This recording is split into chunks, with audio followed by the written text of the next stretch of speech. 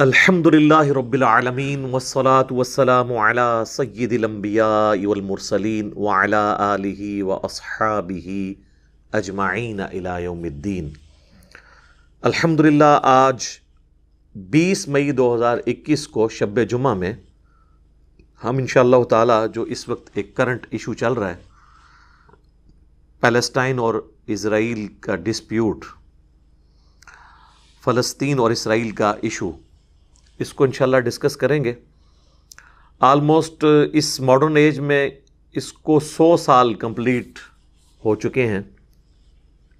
مسئلہ تو یہ ہزاروں سال پرانا ہے، لیکن بیسیکلی اس ماڈرن ایج میں 1917 سے یہ ایشو زیادہ شروع ہوا، جب بالفور ڈکلیریشن ہوئی، جس کے تحت یہودیوں کو فلسطین کے اندر آباد کاری کی اجازت مل گئی یو کے کی حکومت کی طرف سے۔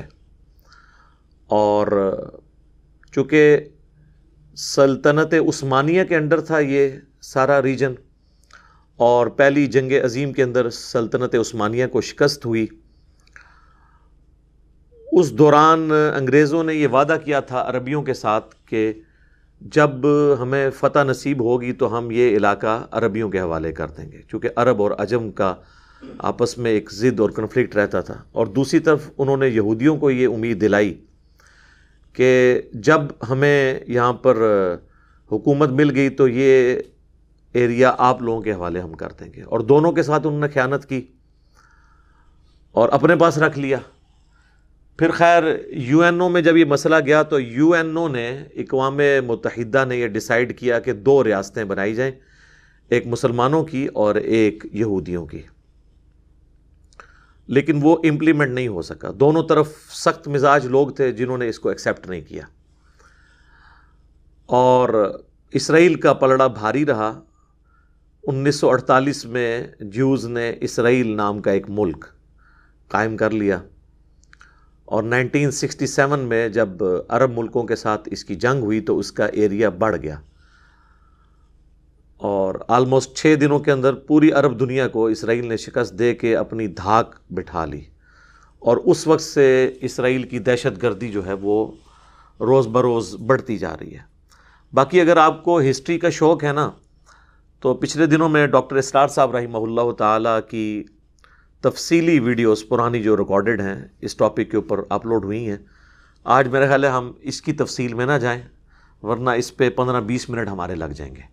بس ایک چیز میں ضرور بتا دوں گا، اور وہ ہے کہ وہ جو جگہ ہے وہ دنیا کے 3 مذاہب، آسمانی ریلیجن یعنی مسلمز، جیوز اور کرسچنز، مسلمان، یہود و نصارہ، ان تینوں کے لیے ایک رسپیکٹیبل جگہ ہے، اور رسپیکٹیبل پرسنالٹیز کے ساتھ وہ اٹیچ ہے۔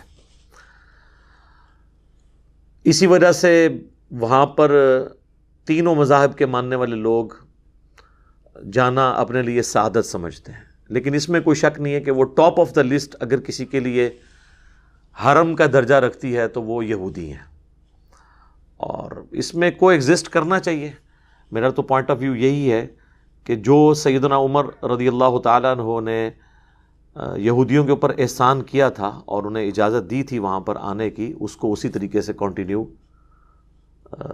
کرنا چاہیے تھا، اور معاملات اتنے بگڑنے نہیں چاہیے تھے۔ لیکن یہودیوں نے بھی اس کا ناجائز فائدہ اٹھایا بعد میں، اور آج آپ دیکھ رہے ہیں کہ مسلمانوں کا وہاں پر قتل عام ہو رہا ہے، اور بعض انوسینٹ یہودی بھی اس میں مارے جاتے ہیں۔ عام پبلک تو نہیں چاہتی کہ وہ کنفلکٹ ہو۔ بہرحال اس کو آپ یہ سمجھ لیں کہ اس وقت اگر آپ ایریل ویو دیکھیں نا اس کا، اس پہاڑ کا جسے حرم کہتے ہیں جیوز، ہمارے لیے بھی حرم کی جگہ ہے، مسلمانوں کے جو 3 بڑے بڑے حرم ہیں ان میں سے ایک وہ ہے۔ بخاری اور مسلم دونوں میں حدیث ہے، اللہ کے محبوب صلی اللہ علیہ وآلہ وسلم نے فرمایا، 3 مسجدوں کے سوا کسی اور مسجد کی طرف اپنے کجاوے نہ کسو، ایکسٹرا آرڈنری ثواب کی نیت سے اس کا سفر اختیار نہ کرو مسجد کے طور پہ۔ ویسے تو آپ سفر اختیار کر سکتے ہیں، یعنی یہ نیت کرنا کہ فلاں جگہ ایسی جگہ ہے جہاں پہ نماز پڑھنے کا ثواب زیادہ ہے سوائے 3 مساجد کے۔ نمبر 1 بیت اللہ یا مسجد الحرام، نمبر 2 مسجد اقصی جسے بیت المقدس کہتے ہیں۔ یہ بیت المقدس نہیں ہے، یہ غلط لفظ ہے، یہ بیت المقدس لفظ ہے، اس کے لیے ایلیا کا ورڈ بھی استعمال ہوا احادیث میں، یروشلم اس جگہ کا نام ہے، مسجد اقصی یہ سب ایک ہی جگہ کے نام ہیں۔ اور تیسرا آپ صلی اللہ علیہ وآلہ وسلم نے فرمایا کہ میری جو مسجد نبوی ہے یہ 3 ان مساجد میں سے ایک مسجد ہے۔ بل مسلمانوں کے لیے ایک اہمیت کی جگہ ہے وہ۔ مسلمانوں نے سیدنا عمر رضی اللہ تعالیٰ عنہ کے دور میں جنگ یرموک کی کامیابی کے بعد جب رومن امپائر کا زور ٹوٹ گیا تو اس شہر کا محاصرہ کر لیا تھا، اور یہ ایک پیس ٹریٹی کے تحت مسلمانوں کے حوالے ہوا تھا یہ شہر۔ اس پہ قبضہ تھا کرسچنز کا، اور آلموسٹ سمجھ لیں ان کا قبضہ تھا 600 سال سے، آلموسٹ 600 سال ہو چکے تھے اس وقت تک، کیونکہ نبی صلی اللہ علیہ وآلہ وسلم کی پیدائش ہوئی ہے 571 عیسوی میں، اور 70 عیسوی میں آپ کی پیدائش سے 500 سال پہلے ٹائٹس نام کا ایک بادشاہ تھا رومن امپائر کا بت پرست، جس نے یروشلم کے اوپر حملہ کیا، 1,33,000 یہودیوں کو ایک دن میں اس نے قتل کیا، اور اتنوں کو ہی اس نے قیدی بنایا، اور باقی لوگوں کو وہاں سے نکلنے کا موقع مل گیا۔ ان کا ڈائسپورا شروع ہو گیا، جسے کہتے ہیں انتشار، یعنی پوری دنیا میں پھیل جانا۔ تو یہ مختلف ملکوں میں جا کے آباد ہوئے ہیں، ان کو کسی ایک جگہ کسی نے رہنے نہیں دیا، اس لیے ان کی خواہش تھی کہ ہم اپنے اسی مسکن کی طرف واپس جائیں جو ہمارے آباء و اجداد کا مسکن ہے، سیدنا ابراہیم علیہ السلام کا، سیدنا اسحاق علیہ السلام کا۔ اور بالآخر ان کی کوشش آ کے یہ سلطنت عثمانیہ کے ٹوٹنے کے بعد کامیاب ہوئی، بلکہ سلطنت عثمانیہ توڑوائی ہی اس لیے گئی کہ تاکہ ان کو ایک موقع مل جائے۔ بہرحال سیدنا عمر کے دور میں جب یہ مسلمانوں کے حوالے ہوا تو سیدنا عمر نے اس کو انٹرنیشنل سٹی ڈکلیئر کر دیا کہ یہودیوں کو بھی اجازت ہے یہاں پر آنے کی، لیکن ٹریٹی میں یہ لکھا گیا عیسائیوں کی طرف سے کہ یہاں پہ یہودی آباد نہیں ہو سکتے، کیونکہ یہودی اور عیسائی آپس میں آپ سمجھ لیں 180 ڈگری کنفلکٹ ہے۔ عیسائی جس شخص کو اللہ کا بیٹا مانتے ہیں، یہودی کہتے ہیں کہ نعوذ باللہ وہ دجال تھا۔ تو اب یہ ان دونوں کا آپس میں اتفاق تو ہو ہی نہیں سکتا کسی صورت، اور یہ آپس میں لڑتے بھی تھے۔ سیدنا عمر کا احسان ہے یہودیوں کے اوپر کہ انہوں نے ان کے لیے اجازت نامہ کر دیا کہ تم لوگ یہاں پہ آ سکتے ہو، آباد نہیں ہوگے، وزٹ کرو اپنے ہولی پلیسز کی، پھر واپس چلے جاؤ۔ اور پھر آلموسٹ یہ آپ سمجھ لیں پوری ہسٹری میں تقریباً 1300 سال تک یہ مسلمانوں کے پاس ہی رہا ہے۔ بیچ میں کچھ عرصہ کے لیے صلیبی جنگوں میں عیسائیوں کے پاس یہ چلا گیا، لیکن پھر صلاح الدین ایوبی نے جو ہے اس کو حاصل کر لیا۔ اوورال زیادہ پیریڈ مسلمانوں کے پاس ہی رہا، اور مسلمان جتنے بھی حکمران تھے وہ اس ٹریٹی کے اوپر قائم رہے کہ انہوں نے یہودیوں کو وہاں آباد نہیں ہونے دیا۔ البتہ یہ احسان تھوڑا تھا کہ عیسائی تو ان کو آنے نہیں دیتے تھے، تو آنے والا معاملہ تو شروع ہو گیا۔ باقی اس میں کافی ساری تفصیلات ہیں، وہ میرا آدھا گھنٹہ اس کے اوپر لگ جائے گا، ضرورت نہیں ہے۔ وہ زیادہ انٹرسٹ کی چیز ہسٹوریکلی تو ہو سکتی ہے، لیکن اس وقت جو ڈسپیوٹ چل رہا ہے اس میں اس کا کوئی لینا دینا نہیں ہے۔ صرف میں ایک نقشہ آپ کو بیان کر دیتا ہوں مسجد اقصیٰ کا، کہ اگر آپ ایریل ویو سے دیکھیں، مسجد اقصیٰ جو ہے وہ اس طریقے سے لمبائی کے رخ ہے، اور اس کے کارنر کے اوپر ایک گنبد بنا ہوا ہے ڈارک گرین کلر کا، اور یعنی وہ محراب، اور اس کے بالکل اپوزٹ سائڈ کے اوپر آلموسٹ آپ سمجھ لیں 1 کلومیٹر یا اس سے بھی کم بنتا ہے، ایک پیچھے ڈوم ہے جسے ہم کہتے ہیں ڈوم آف دا راک، قبۃ الصخرہ، چٹان کا گنبد۔ اس کے نیچے وہ چٹان ہے جس سے نبی صلی اللہ علیہ وآلہ وسلم تشریف لے گئے تھے معراج کے اوپر۔ تو اس وقت پریکٹیکلی چونکہ یہ مسجد اقصیٰ جو ہے وہ خانہ کعبہ کے رخ بنی ہوئی ہے، لہٰذا مسجد اقصیٰ میں جب آپ کھڑے ہوتے ہیں تو آپ کی پیٹھ ہوتی ہے اس گولڈن ڈوم کی طرف، جسے عموماً لوگ مسجد اقصیٰ سمجھتے ہیں۔ وہ مسجد اقصیٰ نہیں ہے، وہ ڈوم آف دا راک ہے۔ مسجد اقصیٰ وہ ہے جس کا چھوٹا سا گرین گنبد ہے، انشاءاللہ ہم اس میں اٹیچ بھی کر دیں گے۔ اب آپ جب قبلہ رخ کھڑے ہوں گے نا، اگر آپ گولڈن ڈوم کے نیچے کھڑے ہیں تو آپ کو گولڈن ڈوم کی طرف پیٹھ کر کے اس طرف قبلہ ہے، اور اس کی رائٹ سائڈ پہ، مسجد اقصیٰ کی رائٹ سائڈ پہ وہ ایک ویلنگ وال ہے جسے کہتے ہیں دیوار گریہ۔ جو ہیکل سلیمانی کی ایک دیوار بچ گئی ہے، جو ٹائٹس نے جب حملہ کیا تھا ہیکل سلیمانی کو توڑ دیا تھا، تو وہ ایک دیوار ہے جس کے سامنے وہ گریا کرتے ہیں، اور وہ تورات پکڑ کے آپ دیکھیں نا تو وہ بڑا تیزی سے یوں ہل کے، بلکہ ان کی وہ عادت ہے، مسلمانوں میں بھی آلموسٹ یہ عادت آئی ہوئی ہے، آپ مساجد میں مدرسوں میں حفاظ کو بھی دیکھیں نا تو وہ بھی قرآن ہل کے پڑھتے ہیں. تو یہ ٹیکنیکلی ویسے کسی حد تک ٹھیک ہوتا ہے، وہ تھوڑا خون کی گردش ہوتی رہتی ہے، بل وہ وہاں پہ گریا کے طور پہ کر رہے ہوتے ہیں، یعنی رو رہے ہوتے ہیں اپنے اس گولڈن پیریڈ کو یاد کر کے. تو وہ یہ ٹوٹل نقشہ بنتا ہے، یہ دیوار گریا، یہ مسجد اقصی، اور یہ ڈوم آف دا راک، جسے عموماً لوگ سمجھتے ہیں کہ یہ مسجد اقصی ہے. مسجد اقصی یہ نہیں ہے. البتہ یہ ضرور ہے کہ یہ بیت المقدس یا ایلیا یا یوروشلم، یہ سب ایک ہی جگہ کے نام ہے. یعنی پہلے اگر ان 17 مہینوں کو کنسیڈر کیا جائے جو صحیح بخاری میں آتا ہے کہ نبی علیہ السلام نے بیت المقدس کی طرف رخ کر کے نماز پڑھی، تو وہ اسی چٹان کی طرف ہی رخ ہوتا تھا. مسجد اقصی اس وقت جو آپ کو نظر آ رہی ہے نبی علیہ السلام کے مبارک زمانے میں نہیں تھی، یہ بعد میں بنی ہے. اسے ایک دور کی مسجد کے طور پہ ایک لفظ استعمال ہوتا ہے اقصی، تو دور کی مسجد. بیسیکلی وہی ڈوم آف دا راک جو ہے نا، وہی ایک سمجھ لیں آپ قبلہ ہوتا تھا، وہ چٹان ہی. جس طرح خانہ کعبہ شریف میں بھی آپ چلے جائیں تو ایک چوکور عمارت ہی ہے، اس کے اندر کچھ پڑا تو نہیں ہوا، ایک اللہ نے ڈائریکشن مقرر کر دی ہے. اور بخاری و مسلم دونوں میں حدیث ہے، حضرت ابو ذر غفاری رضی اللہ تعالیٰ عنہ نے نبی علیہ السلام سے پوچھا کہ دنیا میں سب سے پہلے کون سی مسجد بنائی گئی تھی؟ تو نبی صلی اللہ علیہ وآلہ وسلم نے فرمایا مسجد الحرام. تو انہوں نے پوچھا اس کے بعد، تو آپ نے فرمایا مسجد اقصی، یعنی وہ یوروشلم یا ایلیا.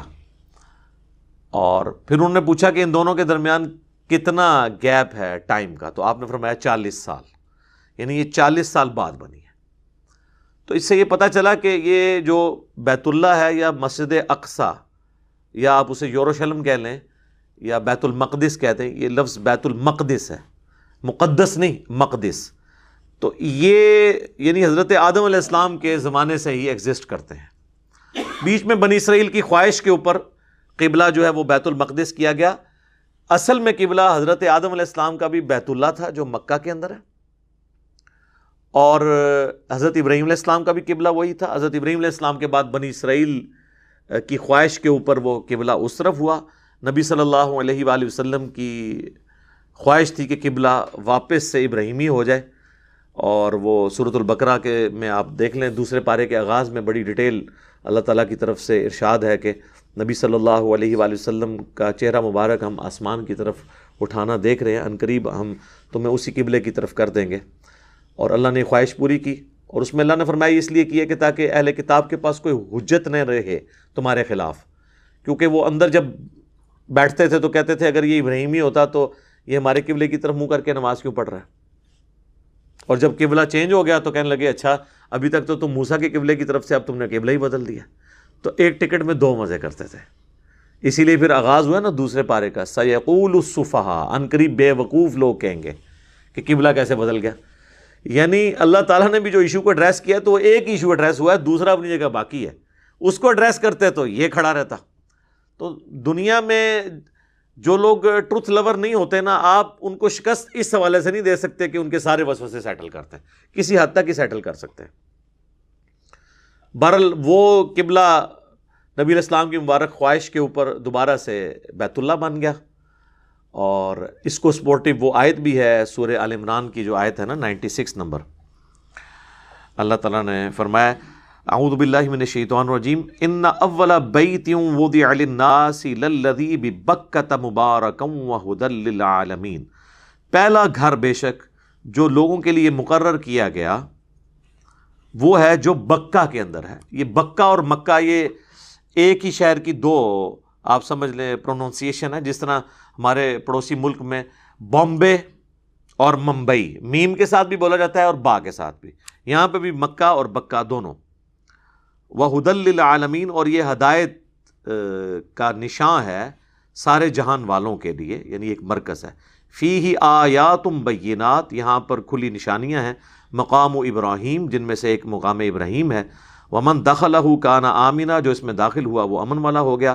وللہ علی الناس حج البیت، اور لوگوں پر اللہ کا حق ہے کہ وہ اس گھر کا حج کریں. من استطاع الیہ سبیلا، جو کہ استطاعت رکھتا ہے اس کی طرف سفر کرنے کی۔ ومن کفر فإن اللہ غنی عن العالمین، اور جو کوئی کفر کرے گا تو اللہ تعالیٰ بے پرواہ ہے تمام جہان والوں کے اگینسٹ۔ اللہ کو کسی کی پرواہ نہیں ہے، یہ لوگوں کی ضرورت ہے۔ اس سے بھی پتہ چلا کہ ہمارا جو اول قبلہ ہے وہ خانہ کعبہ ہے، لہٰذا یہ ایک غلط العام ہے جو ہم کہتے ہیں کہ قبلہ اول بیت المقدس ہے یا مسجد اقصی یا یروشلم یا ایلیا، وہ ہمارا قبلہ اوسط ہے، درمیانی قبلہ۔ قبلہ اول اور قبلہ آخر دونوں خانہ کعبہ شریف ہے، اور یہ یعنی ایک مت ٹوٹنی چاہیے۔ قبلہ اول اسے نا ویسے تو کہا جاتا ہے، وہ اس لیے کہا جاتا ہے کہ 17 مہینے نبی الاسلام نے چونکہ اس طرف نماز پڑھی ہے، لیکن نبی الاسلام جب اس خواہش کا اظہار کر رہے تھے کہ ابراہیمی قبلہ ہو جائے، اور نبی الاسلام ابراہیمی دین پہ ہیں اور ہم ملت ابراہیمی پہ ہیں، ملت ابیکم ابراہیم ہوا سماکم المسلمین من قبل وفی ھذا، پیروی کرو ابراہیم کی ملت کی جس نے تمہاری پیدائش سے پہلے تمہارا نام مسلم رکھا، اور اللہ تعالیٰ نے اس کتاب میں تمہارا نام مسلم رکھ دیا۔ تو جب ہم دین ابراہیمی پہ ہیں تو دین ابراہیمی کا قبلہ اول بھی خانہ کعبہ، حضرت آدم علیہ السلام کا بھی قبلہ وہی تھا۔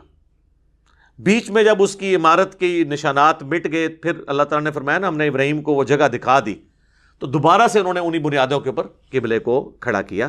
ہے یہ حضرت آدم علیہ السلام کے زمانے سے، کیونکہ جب سے پہلا انسان دنیا میں موجود ہے اس نے اللہ کی بات تو کرنی ہے، کسی طرف رخ تو کرنا ہے، تو وہ اللہ نے مقرر کیا ہوا تھا۔ تو قبلہ اول اور قبلہ آخر یہ دونوں ہیں خانہ کعبہ شریف۔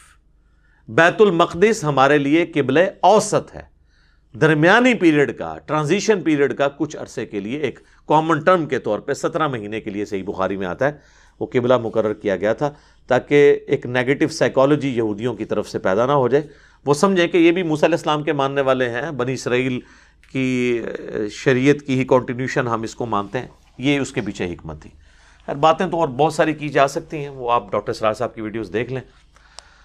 ابھی تک تو مسلمان جو ہیں وہ وقتاً فوقتاً خصوصاً رمضان کے اندر بیت المقدس کو یاد کیا کرتے ہیں، اور اس میں میں کریڈٹ دوں گا امام خمینی کو، جنہوں نے رمضان مبارک کا جو آخری جمعہ ہے، جمعۃ الوداع، اسے یوم قدس شریف ڈکلیئر کیا تھا۔ پوری دنیا کے اندر مسلمان اسے مناتے ہیں، اور بیت المقدس کی آزادی کے لیے، وہاں پہ مسلمانوں کی جو تکلیف ہیں ان کو دور کرنے کے لیے دعائیں ہوتی ہیں پوری دنیا کے اندر الحمدللہ۔ تو چونکہ یوم قدس منایا جاتا ہے تو اس دفعہ انہوں نے مسلمانوں کے لیے ایک مصیبت کھڑی کر دی۔ 27 رمضان کی رات تھی، مسجد اقصی میں مسلمان عبادت کر رہے تھے، اور انہوں نے کہا کہ جی پریمپٹیو رائٹ کے طور پہ مسلمانوں نے وہاں پہ، چونکہ پتھر جوڑے میں یہاں سے ایک ریلی گزرنی تھی یہودیوں کی، اس پہ خدشہ تھا کہ پتھر ماریں گے، تو انہوں نے پہلے سے گرفتاریاں شروع کر دیں۔ اس دوران پھر بھگدڑ مچی، وہ میڈیا میں سب کچھ آ چکا ہے، اور پھر اس کے اگینسٹ حماس نے، جو کہ غزہ کا ایریا ان کے پاس ہے، انہوں نے وہاں سے راکٹ فائر کیے اسرائیل کے اوپر۔ ان کا ڈیفنس سسٹم بہت سٹرونگ ہے، زیادہ تر تو انہوں نے درمیان میں ہی ان کو تباہ کر دیا، چاند ایک گرے بھی۔ پھر اس کے ریونج میں آلموسٹ 130 حملے انہوں نے بھی کیے، انہوں نے 1000 راکٹ پھینکے تھے تو وہ 5 ہی گرے ہیں، بھلے انہوں نے 130 کے 30 نشانے پہ مارے۔ ظاہر ہے ان کی، آپ سمجھ لیں دنیا میں ٹاپ کے اوپر ایئر ڈیفنس سسٹم ہے، تو وہاں سے پھر یہ سارا سلسلہ شروع ہوا، اور اس میں آپ دیکھ رہے ہیں کہ عام مظلوم مسلمان بھی اور کئی عام انسان جو دوسرے مذاہب سے تعلق رکھنے والے ہیں وہ بھی اس میں مرے ہیں۔ تو انسانیت کا قتل تو کسی صورت بھی درست نہیں ہے، اور اس طریقے سے ناحق کسی کا قتل کرنا، ہم تو اس کو بالکل سپورٹ نہیں کریں گے۔ اس حوالے سے میں نے اپنی ویڈیو ریکارڈ نہیں کروائی تھی، اس کی وجہ یہ تھی کہ میں چاہ رہا تھا کہ پہلے کوئی گورنمنٹ کی طرف سے کوئی بیانیہ سامنے آ جائے۔ مسلمان دنیا میں اتنے بڑے بڑے اسلام کے علم بردار جہادی تنظیمیں ہیں، اور مسلمان حکمران ہیں جو تقریریں کرتے ہیں، ان کی طرف سے کوئی بیانیہ سامنے آئے تو پھر بھی ہم اس کے بعد ہی کوئی پوائنٹ آف ویو اپنا سامنے رکھیں۔ لیکن وہی ہوا ہے کہ کیا بیانیہ سامنے آنا تھا، وہی پرانی گھسی پیٹی باتیں اور قراردادیں اور ریلیاں اور احتجاج، بس اس کے اوپر ہی۔ اس میں عوام کو یعنی کرٹیسائز نہیں کروں گا، عوام یہی کچھ کر سکتی ہے۔ میں اس وقت جو حکمران ہیں، جن کے پاس سلطہ ہے، جسے کہتے ہیں کہ حکومت ہے، جو کر سکتے ہیں، ڈیسیجن لے سکتے ہیں، ان کو کرٹیسائز کر رہا ہوں، تنقید برائے اصلاح کے طور کے اوپر۔ ظلم کی انتہا ہے کہ اس وقت آلموسٹ 57 اسلامک کنٹریز ہیں دنیا میں، اور سارے ملکوں کی اگر آپ فوجیں ملائیں تو یہ تقریباً 6 to 7 ملین، 60 سے 70 لاکھ فوج بنتی ہے مسلمانوں کی۔ 10 لاکھ تو صرف پاکستان کی ہے آلموسٹ، تو باقی ملکوں کی بھی آپ ملائیں تو اسرائیل جو ہے وہ تو ایک چونٹی کی مانند ہے اتنی بڑی افواج کے سامنے، اگر یہ لوگ کوئی ہمت دکھاتے ہیں۔ انہوں نے وہی کیا جی، اجلاس بلا لیا OIC کا، جسے کہتے ہیں وہ OIC، organisation of Islamic countries, اور بس اس میں وہ قرارداد مذمت اور UNO کو بھی اپروچ کیا، لیکن وہاں پہ آپ کو پتہ ہے امریکہ نے ویٹو کر دیا، لیکن امریکہ کے خلاف کوئی بیان دینے کے لیے تیار نہیں ہے، امریکہ کے سفیر کو کوئی واپس بھیجنے کے لیے تیار نہیں ہے۔ ظاہر ہے مجبوریاں ہیں، وہ ایک علیحدہ بات ہے، لیکن ہمیں دکھ یہ ہوتا ہے کہ ایک طرف ہم مجبور بھی ہیں اور دوسری طرف ہمارے جو دعوے ہیں، ہماری جو باتیں ہیں، ہمارے جو ترانے ہیں، وہ تو لگتا ہے کہ دنیا میں سپر پاور ہی ہم ہیں۔ وہ پھر جب کنفلکٹ آتا نا، پھر دل کو ذرا دکھ ہوتا ہے کہ یار ہم ایک لائن لیں اور بتائیں کہ ہم ان سے بہت پیچھے رہ گئے ہیں، ہمیں کافی ٹائم چاہیے ان کا مقابلہ کرنے کے لیے، کافی کوشش کی ضرورت ہے۔ اب ایسی صورتحال میں جو عام مسلمان ہیں نا، وہ گلٹ کا شکار ہے، ان کے دل کے اندر ایک غم کی کیفیت آتی ہے کہ جی ہمارے اوپر کیا ذمہ داری ہے، جہاد تو نہیں فرض ہو چکا، قتال فرض تو نہیں ہو چکا۔ اور آپ کو پتہ ہے کتنی NGOs جو ہیں، نان گورنمنٹ آرگنائزیشن، یا ان کو نان اسٹیٹ ایکٹر کہہ لیں، وہ لوگ انہوں نے تو بھرتیاں بھی شروع کر دی ہیں مجاہدین کی، اور جا کے ہم جہاد کریں گے۔ اور ظاہر ہے جہاد کی خواہش تو ہر مسلمان کے دل میں ہوتی ہے، قتال جہاد کا اعلیٰ ترین درجہ ہے، اور یہ اسلام کی ہائیسٹ گڈ، سمم بونم، جو ایمینول کانٹ کی فلاسفی میں ہائیسٹ گڈ اسلام کی چوٹی ہے۔ حتیٰ کہ بخاری و مسلم دونوں میں حدیث ہے، اللہ کے محبوب صلی اللہ علیہ وآلہ وسلم نے فرمایا میری خواہش ہے میں اللہ کی راہ میں قتل کیا جاؤں، پھر زندہ کیا جاؤں، پھر قتل کیا جاؤں، پھر زندہ کیا جاؤں، پھر قتل کیا جاؤں، پھر زندہ کیا جاؤں، پھر قتل کیا جاؤں۔ صحیح مسلم میں ایک اور حدیث ہے، جس کے دل میں شہادت کی تمنا نہیں ہے وہ منافقت کی شاخ پہ مرا، یعنی مسلمان کے ایمان کا حصہ ہے اللہ کے لیے جان دینا۔ شہید کون ہوتا ہے؟ جو گواہی دیتا ہے پریکٹیکلی مر کے کہ جس دین کا میں بلیور ہوں اس کے لیے اپنی جان بھی دے دوں گا۔ اور اس میں ایک اللہ نے آسانی رکھی ہے، صحیح مسلم میں ہی ایک اور حدیث ہے کہ آپ صلی اللہ علیہ وآلہ وسلم نے فرمایا جس شخص کے دل میں شہادت کی تمنا ہوئی اور اسے بسترے پر بھی موت آ گئی عام حالت میں، اللہ کے حضور وہ شہید لکھا جائے گا، بشرطے کہ اس کے دل میں تمنا ہوئی، یہ شرط ہے۔ تو ظاہر مسلمانوں کے دلوں میں تمنا تو موجود ہے، اور پھر ہمارے علماء جن کے بچے تو خود یورپ اور امریکہ میں پڑھتے ہیں، لیکن جمعے کی تقریروں میں ہمارا خون کروانے کے لیے تو ماشاءاللہ ان کی خدمات حاضر ہیں، وہ بھی لوگوں کو کہتے ہیں جناب نکلو نکلو نکلو، اور اس سے پھر لوگ سوچتے ہیں کہ پتہ نہیں ہم گنہگار تو نہیں ہو رہے۔ جناب آپ کوئی گنہگار نہیں ہو رہے، یہ آپ کی رسپانسبلٹی نہیں ہے، یہ ذہن میں رکھیے گا۔ لہٰذا جتنی جہادی تنظیمیں ہیں یا اس طرح کے علماء قرآن سے جتنی آیات پیش کر کے نبی علیہ السلام کے مبارک زمانے کی، اس زمانے میں تو ہجرت فرض کر دی گئی تھی، اور نبی علیہ السلام کے ہاتھ مضبوط کرنے کے لیے یہ حکم دیا گیا تھا سب لوگ مدینہ شریف آئیں، جو ہجرت نہیں کریں گے منافق ڈکلیئر ہوں گے۔ اسی کانٹیکسٹ میں ہی سورہ نساء میں آیات ہیں کہ تم لوگ غریب لوگ جو کافروں کے قبضے میں ہیں اور اللہ سے دعائیں کرتے ہیں ان کی مدد کے لیے کیوں نہیں جاتے؟ ان آیات کو لے کے آج کے دور میں اپلائی کرنا، ان مسلمانوں کا کرنا جو ایک دوسرے کا گلا کاٹتے ہیں، تو ان کی کریڈیبلٹی کہاں تک ہے؟ اس وقت تو مسلمانوں کی تعداد تھوڑی تھی، تو ہر بندے کے اوپر جہاد کرنا فرض تھا۔ سیدنا عمر نے اپنے دور خلافت میں کوئی ایک جنگ بھی لڑی ہے؟ تو یہ آیات ان کو بھول گئی تھی، اس لیے کہ انہوں نے جنگ کے لیے فوج قائم کر دی تھی، کوفے کو فوجی چھاونی ڈکلیئر کر دیا تھا، قادسیہ اور یرموک میں سیدنا عمر خود نہیں گئے ہیں، آپ نے فوج روانہ کی ہے۔ تو آج بھی یہ فوج کا کام ہے، کسی جہادی تنظیم کا نہیں ہے کہ وہ پرائیویٹ مجاہدین بھرتی کرے اور ان کو وہ صحابہ کرام کے بارے میں بتائے. اور یہ بھی آج ایک آپ متھ دور کر لیں.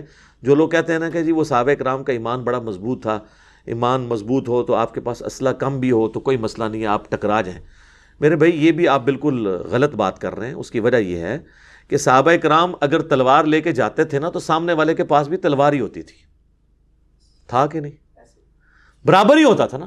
آپ یہ کہہ سکتے ہیں کہ ادھر تعداد تھوڑی تھی ادھر تعداد زیادہ تھی. یہ نہیں ہوتا تھا کہ یہاں سے وہ تلوار لے کے گئے ہیں اور سامنے سے بندہ گولی لے کے آ گیا. وہ تو میں کہتا ہوں آپ اس بات کو آپ نے اب گستاخی نہیں شمار کرنا.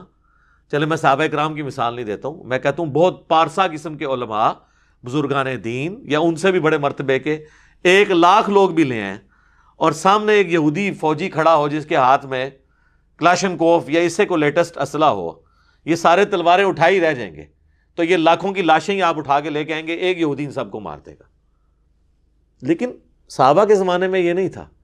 اگر وہ رومن سے یا پرشین سے لڑے ہیں نا تو ایک تلوار کے مقابلے پہ دوسرا جب بندہ آتا تھا تو ایک تلوار کے مقابلے پہ ایک تلوار ہوتی تھی, 1 to 1 مقابلہ ہوتا تھا.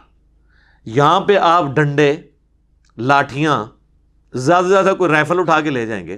ان کے پاس لیزر گائیڈڈ گنیں ہیں, ایئر سٹرائکس ہیں ان کے پاس. تو لہذا یہ بھی کہانی کرانی اب اپنی عوام کو بند کرتے ہیں. صحابہ کرام اور ان کے مخالفین ایک جوڑ کے تھے لڑائی میں, دونوں کے پاس ایک طرح کا اسلحہ تھا. ورنہ مجھے بتائیں آپ 1,00,000 بھی آپ تلوار والے لیں سامنے سے ایک بندوق والا آ جائے وہ سب کو مار کے چلا جائے گا, قریب آنے ہی نہیں دے گا. تو یہ بالکل مثال دینا غلط ہے.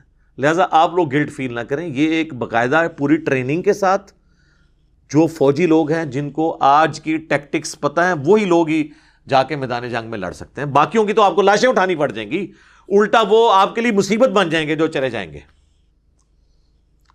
اور بعض لوگوں کا دھندا کھل جائے گا کہ وہ غائبانہ نماز جنازہ پڑھا کے چندہ اکٹھا کریں گے. کئی لوگوں کی روٹی روزی بھی کھل جائے گی اس کے اوپر, اور ان کی روٹی روزی کھولنے کے لیے سب کچھ کر رہے ہوتے ہیں. تو میں گورنمنٹ سے بھی ریاستی اداروں سے بھی ریکویسٹ کروں گا ان کے اوپر کڑی نظر رکھیں جو یہ اس قسم کی جہادی بھرتیاں کر رہے ہیں. میں نام نہیں لیتا, آپ کے سامنے علماء کی ویڈیوز آئی ہوئی ہیں جی. 5,00,000 بندے جی وہ طیب اردگان کو کہہ رہے ہیں جی 5,00,000 بندہ میں دینے کے لیے تیار ہوں. ٹھیک ہے جی, اور بھائی 5,00,000 کیا تم 5 کروڑ بھی لے آؤ کچھ نہیں کر سکتے جب تک مقابلے پہ ایٹ لیسٹ اس کے قریب قریب کا اسلحہ نہ ہو. اور یہ جو آپ کو کہانی کراتے تھے نا صحابہ والی, وہ بھی میں نے آج آپ کو بتایا, وہ بھی بالکل 2 نمبر بات ہے. حضرت خالد بن ولید اگر تلوار لے کے گئے ہیں نا رومن امپائر کے خلاف تو سامنے سے بھی جو جرنیل ہے اس کے ہاتھ میں بھی تلوار ہی تھی. یہ نہیں تھا کہ اس کے ہاتھ میں ریوالور تھا. اور پھر بھی حضرت وہ خالد بن ولید نے جو ہے وہ تلوار کے اوپر گولی روک لی تھی, جس طرح وہ آپ کا وہ سلطان رائی جو ہے بیلچے کے اوپر گولیاں روک لیتا تھا. اس طرح نہیں ہوتا. تلوار کے مقابلے تلوار تھی, برابر کا جوڑ تھا. آج نہیں ہے نا یہ برابر کا جوڑ. آج ہم تلوار یا ڈنڈے لے کے چلے جائیں سامنے سے تو وہ بھون کے رکھ دیں گے, اور ایئر سٹرائک کریں گے تو کارپیٹ بمنگ کر کے سب کچھ. یہ میں آپ کو ڈرا نہیں رہا, میں ریالٹی بتا رہا ہوں, یہ حقیقت ہے. اور یہ جو آپ کو وہ کہانیاں کروا رہے ہیں نا اور پھر وہ اشعار پڑھتے ہیں کہ جناب وہ میں نہیں کرتا, پھر وہ کہہ دیں کہ کسی کی توہین کر دی ہے اس کا شعر پڑھ کے, ان کو شعروں تک رہنے دیں. ریالٹی اس سے بالکل ڈیفرنٹ ہے. ٹھیک ہے, اور انہی چیزوں کا خیال سلطنت عثمانیہ نے نہیں رکھا تھا. اسی وجہ سے وہ آلموسٹ 3 براعظموں میں پھیلی ہوئی سلطنت, اس کے مقابلے پہ کچھ بھی نہیں تھے یہ گورے, انہوں نے ملیا میٹ کر کے رکھ دی کیونکہ انہوں نے وقت کے تقاضوں کا خیال نہیں رکھا. یہاں پہ علماء اور بزرگان دین بس یہی دعائیں کرتے رہ گئے کہ دشمن کی توپوں میں کیڑے ڈال جائیں. ان کو کیا پتا تھا کہ کیڑے تو توپوں میں نہیں ڈال سکتے نا میرے بھائی. ٹھیک ہے نا, تو یہ انہی چکروں میں رہے. کسی نے کہہ دیا کہ جی یہ جو اسلحہ یوز کر رہے ہیں اس میں خنزیر کی چربی استعمال ہوتی ہے. ٹھیک ہے یار, تسی اس اسلحے دے اوتے کھلو کے نماز پڑھنی ہے. تو اس طرح کی باتیں کر کر کے نا سلطنت عثمانیہ کی ناکامی کی چند بڑی وجوہات میں سے ایک یہ بھی تھی کہ وقت کے تقاضے وہ نہیں بھانپ سکے تھے. تو ان چیزوں کو بھی دیکھنے کی ضرورت ہے. یہ جو آپ کو کہتے ہیں نا چڑھ دوڑے ان کے اوپر, کچھ بھی نہیں ہونا میرے بھائی. اس طرح کرنے سے کچھ بھی نہیں ہونا. آپ عقل کے ناخن رہیں, جو صحیح بات ہے. باقی عوام الناس تو میرے بھائی ذمہ داری پوری کر رہی ہے. ہم صابن کی ٹکیا سے لے کر, اپنی ماچس سے لے کے, اپنے موٹر بائک کے پٹرول سے لے کر, ایک ہمارے ناردرن ایریا کی چوٹی پہ بیٹھا ہوا ایک غریب آدمی جس کے لیے 1 لیٹر مٹی کا تیل خریدنا بھی ایک ایشو ہے, اور وہاں پہ وہ لکڑیاں جوڑ کے اس پہ مٹی کا تیل ڈال کے اپنی ہنڈیاں پکاتا ہے، وہ بھی اتنا ہی ٹیکس دے رہا ہے مٹی کے تیل کے اوپر جو یہاں پہ ہونڈا سیوک والا دے رہا ہے. یا وہ اور کون سی گاڑیاں آج کل جو مولویوں کی نظر آ رہی ہیں، V8 فارچون، من تو نام ہی نہیں آتے، اللہ شکر ہے میرے کو موٹر سائیکل ہے جی، کیا فارچونر کو غلطی نہ کر لیں، وہ بھی انہیں ہی ٹیکس دے رہے ہیں. جب یہ حالت ہے تو یہ سارے کا سارا ٹیکس جو لوگ کہتے ہیں ٹیکس نہیں دیتے، 40 انڈائریکٹ ٹیکسز ہیں جو ہر پاکستانی دے رہا ہے، آپ اس کی جیب سے اس کی اجازت کے بغیر نکال رہے ہیں. 40 کے قریب ٹیکسز، ہر چیز کے اوپر تو ٹیکس لگا ہوا ہے. تو یہ ٹیکسز سے ہی ہمارے ریاستی اداروں کے بجٹ میٹ ہو رہے ہیں. تو ہر پاکستانی آلریڈی جہاد میں حصہ ڈالے ہوئے ہیں.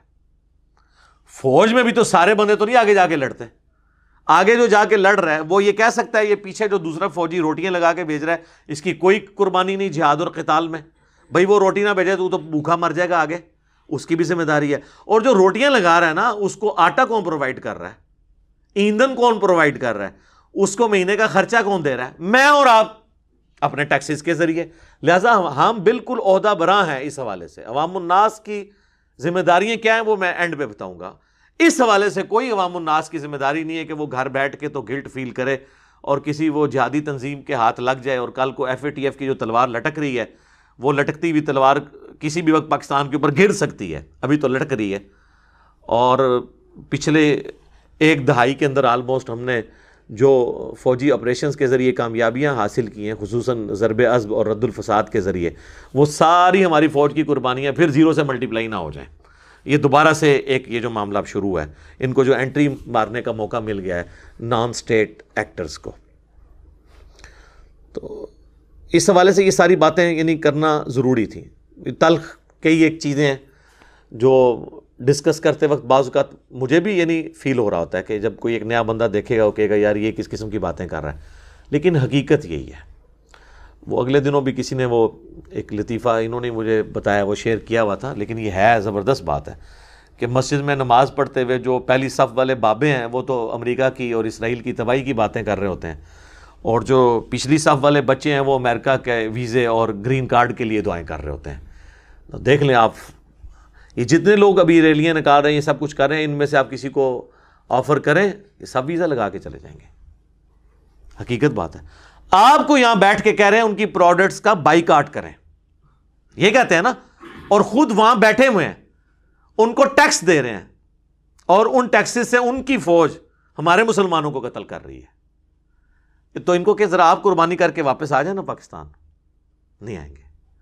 آپ کو کیا کہہ رہے ہوں گے؟ ان کے پروڈکٹ کا بائیکاٹ کرتے ہیں، خود بیٹھ کے ان سے کھا رہے ہوں گے. تو یہ دوگلی پالیسی ہے. یہ اسی طریقے کے بھاشن ہے جو ہمارے علماء لوگوں کو نیکی کا بھاشن تو دیتے ہیں لیکن خود اس پہ عمل انہوں نے نہیں کرنا ہوتا.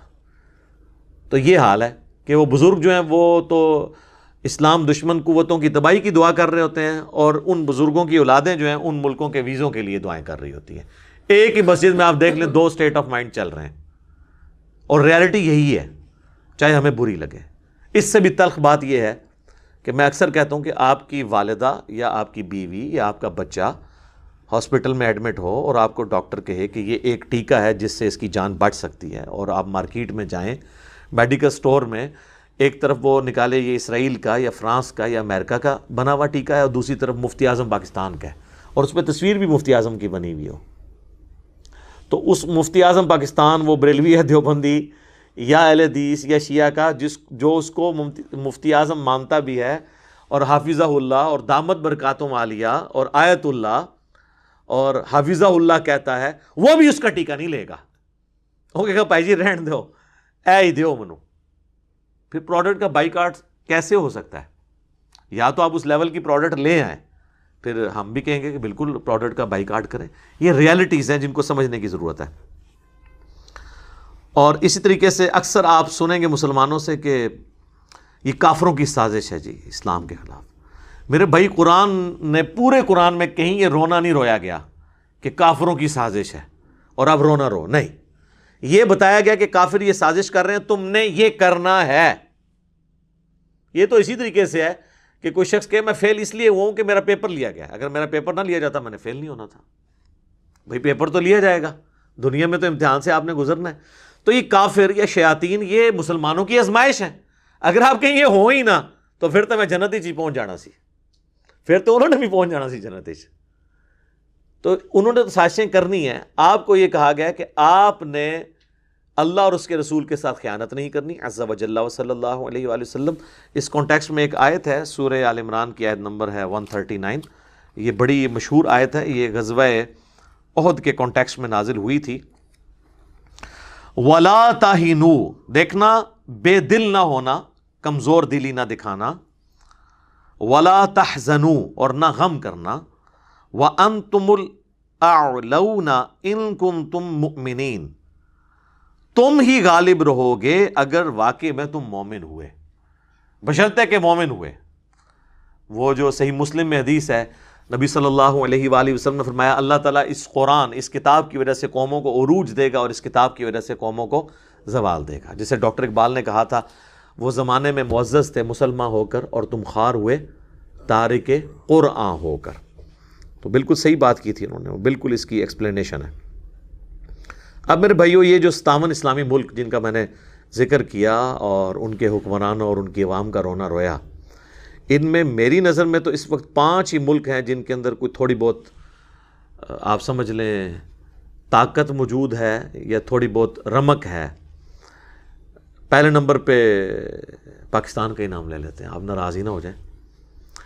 اس کے بعد ترکی جسے ہم کہتے ہیں، اور پھر سعودی عرب، ایران اور ملیشیا۔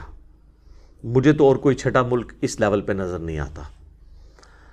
اگر یہ 5 ملک ہی مل کر ڈرائیونگ سیٹ پہ تو یہ آلریڈی ہیں، ایران کو لے لیں، ادھر سے سعودیہ کو لے لیں تو آلموسٹ سارا مسلم ورلڈ، آپ پتہ ہے وہ جو سنی شیعہ کی تفریق والا جو ایک مسئلہ ہوا ہے وہ بھی کور ہو جاتا ہے۔ اور یہاں پر تو سنی شیعہ سے بلند ہو کر ابھی تک میں نے نہیں یعنی کہیں سنا کہ یہ فلسطین میں جو لوگ ہیں یہ تو رفع الیدین سے نماز پڑھتے ہیں اور اکثر ان میں سے ہاتھ چھوڑ کے نماز پڑھتے ہیں۔ تو ابھی تک تو یہ بحث ہی کہیں نہیں آئی کہ ان کا فرقہ کون سا ہے۔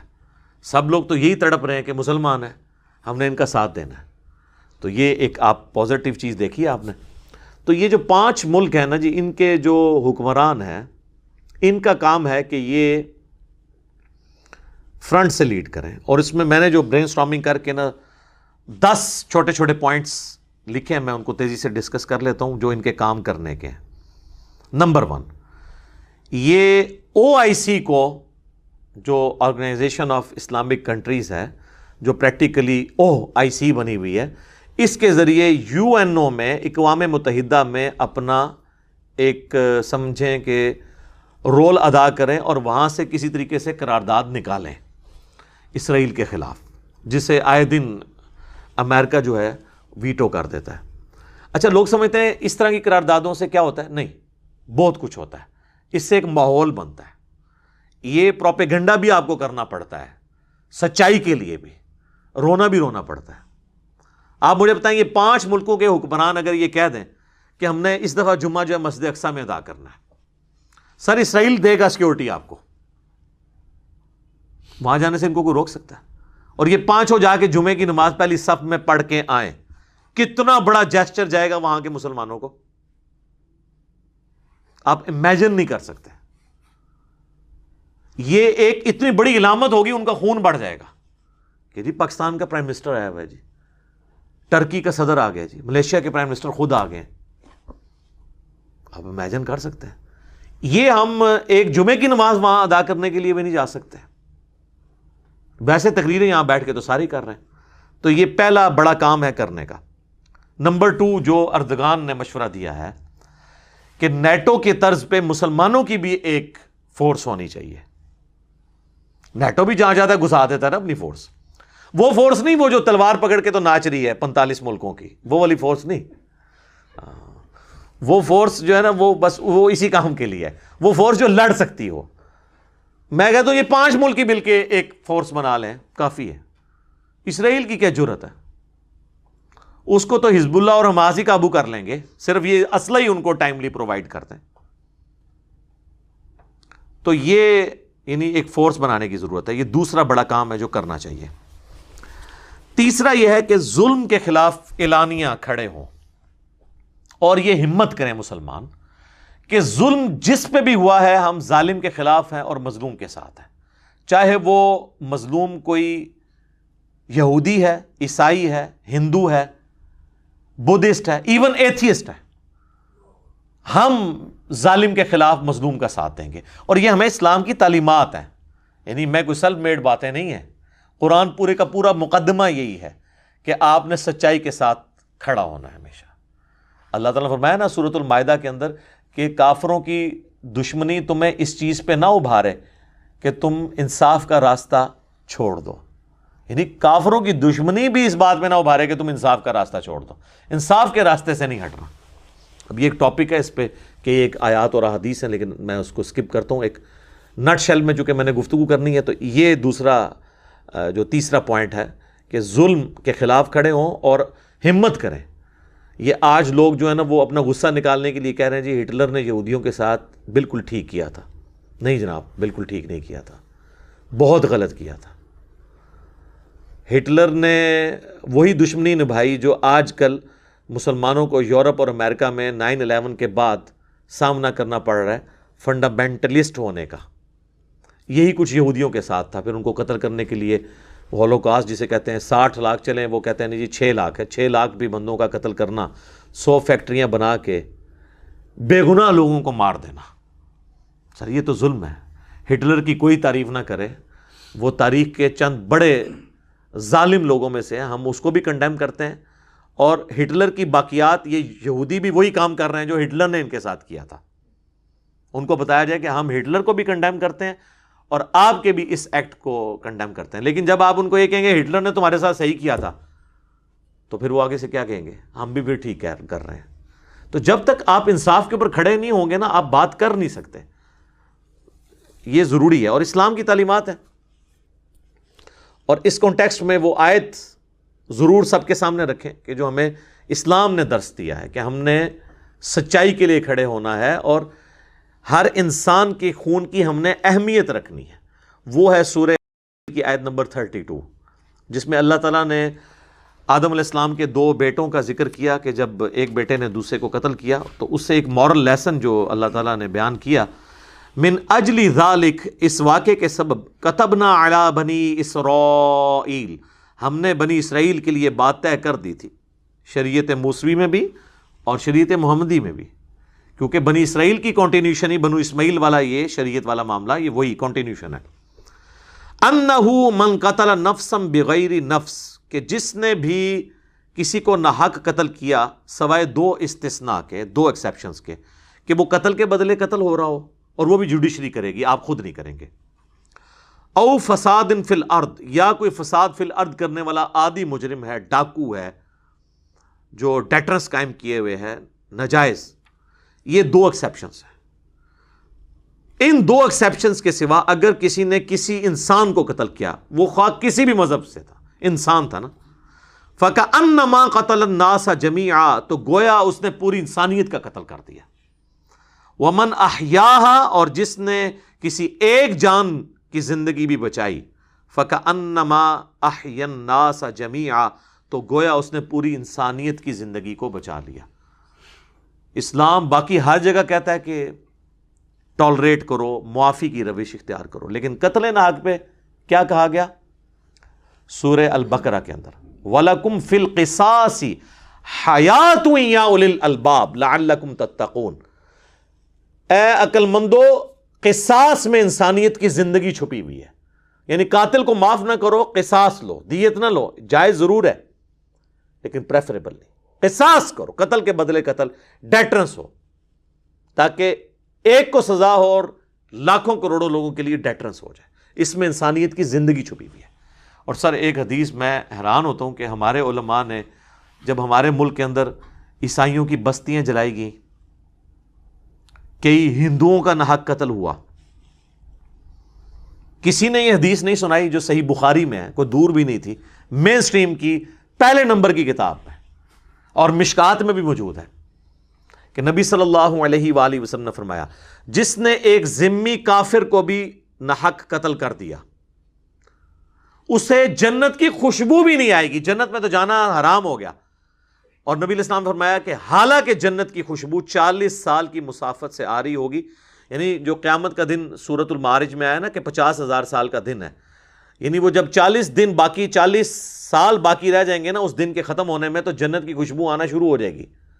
لیکن اس مسلمان کو جنت کی خوشبو بھی نہیں آئے گی جس نے ناحق کسی ذمی کافر کو، جو ٹیکس دے کر مسلمانوں کی ملک کے اندر رعایا کے طور پر رہ رہا تھا، جس طرح یہاں پہ لوگ رہتے ہیں.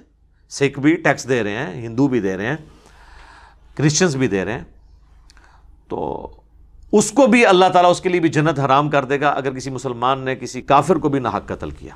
تو یہ حدیث بتائیں دنیا کو. یہ تیسرا بڑا کام ہے کرنے والا کہ ہمارے نبی کی یہ تعلیمات ہیں صلی اللہ علیہ وآلہ وسلم کہ آپ نے ظلم کے خلاف بولنا ہے اور قتل کی مذمت کرنی ہے.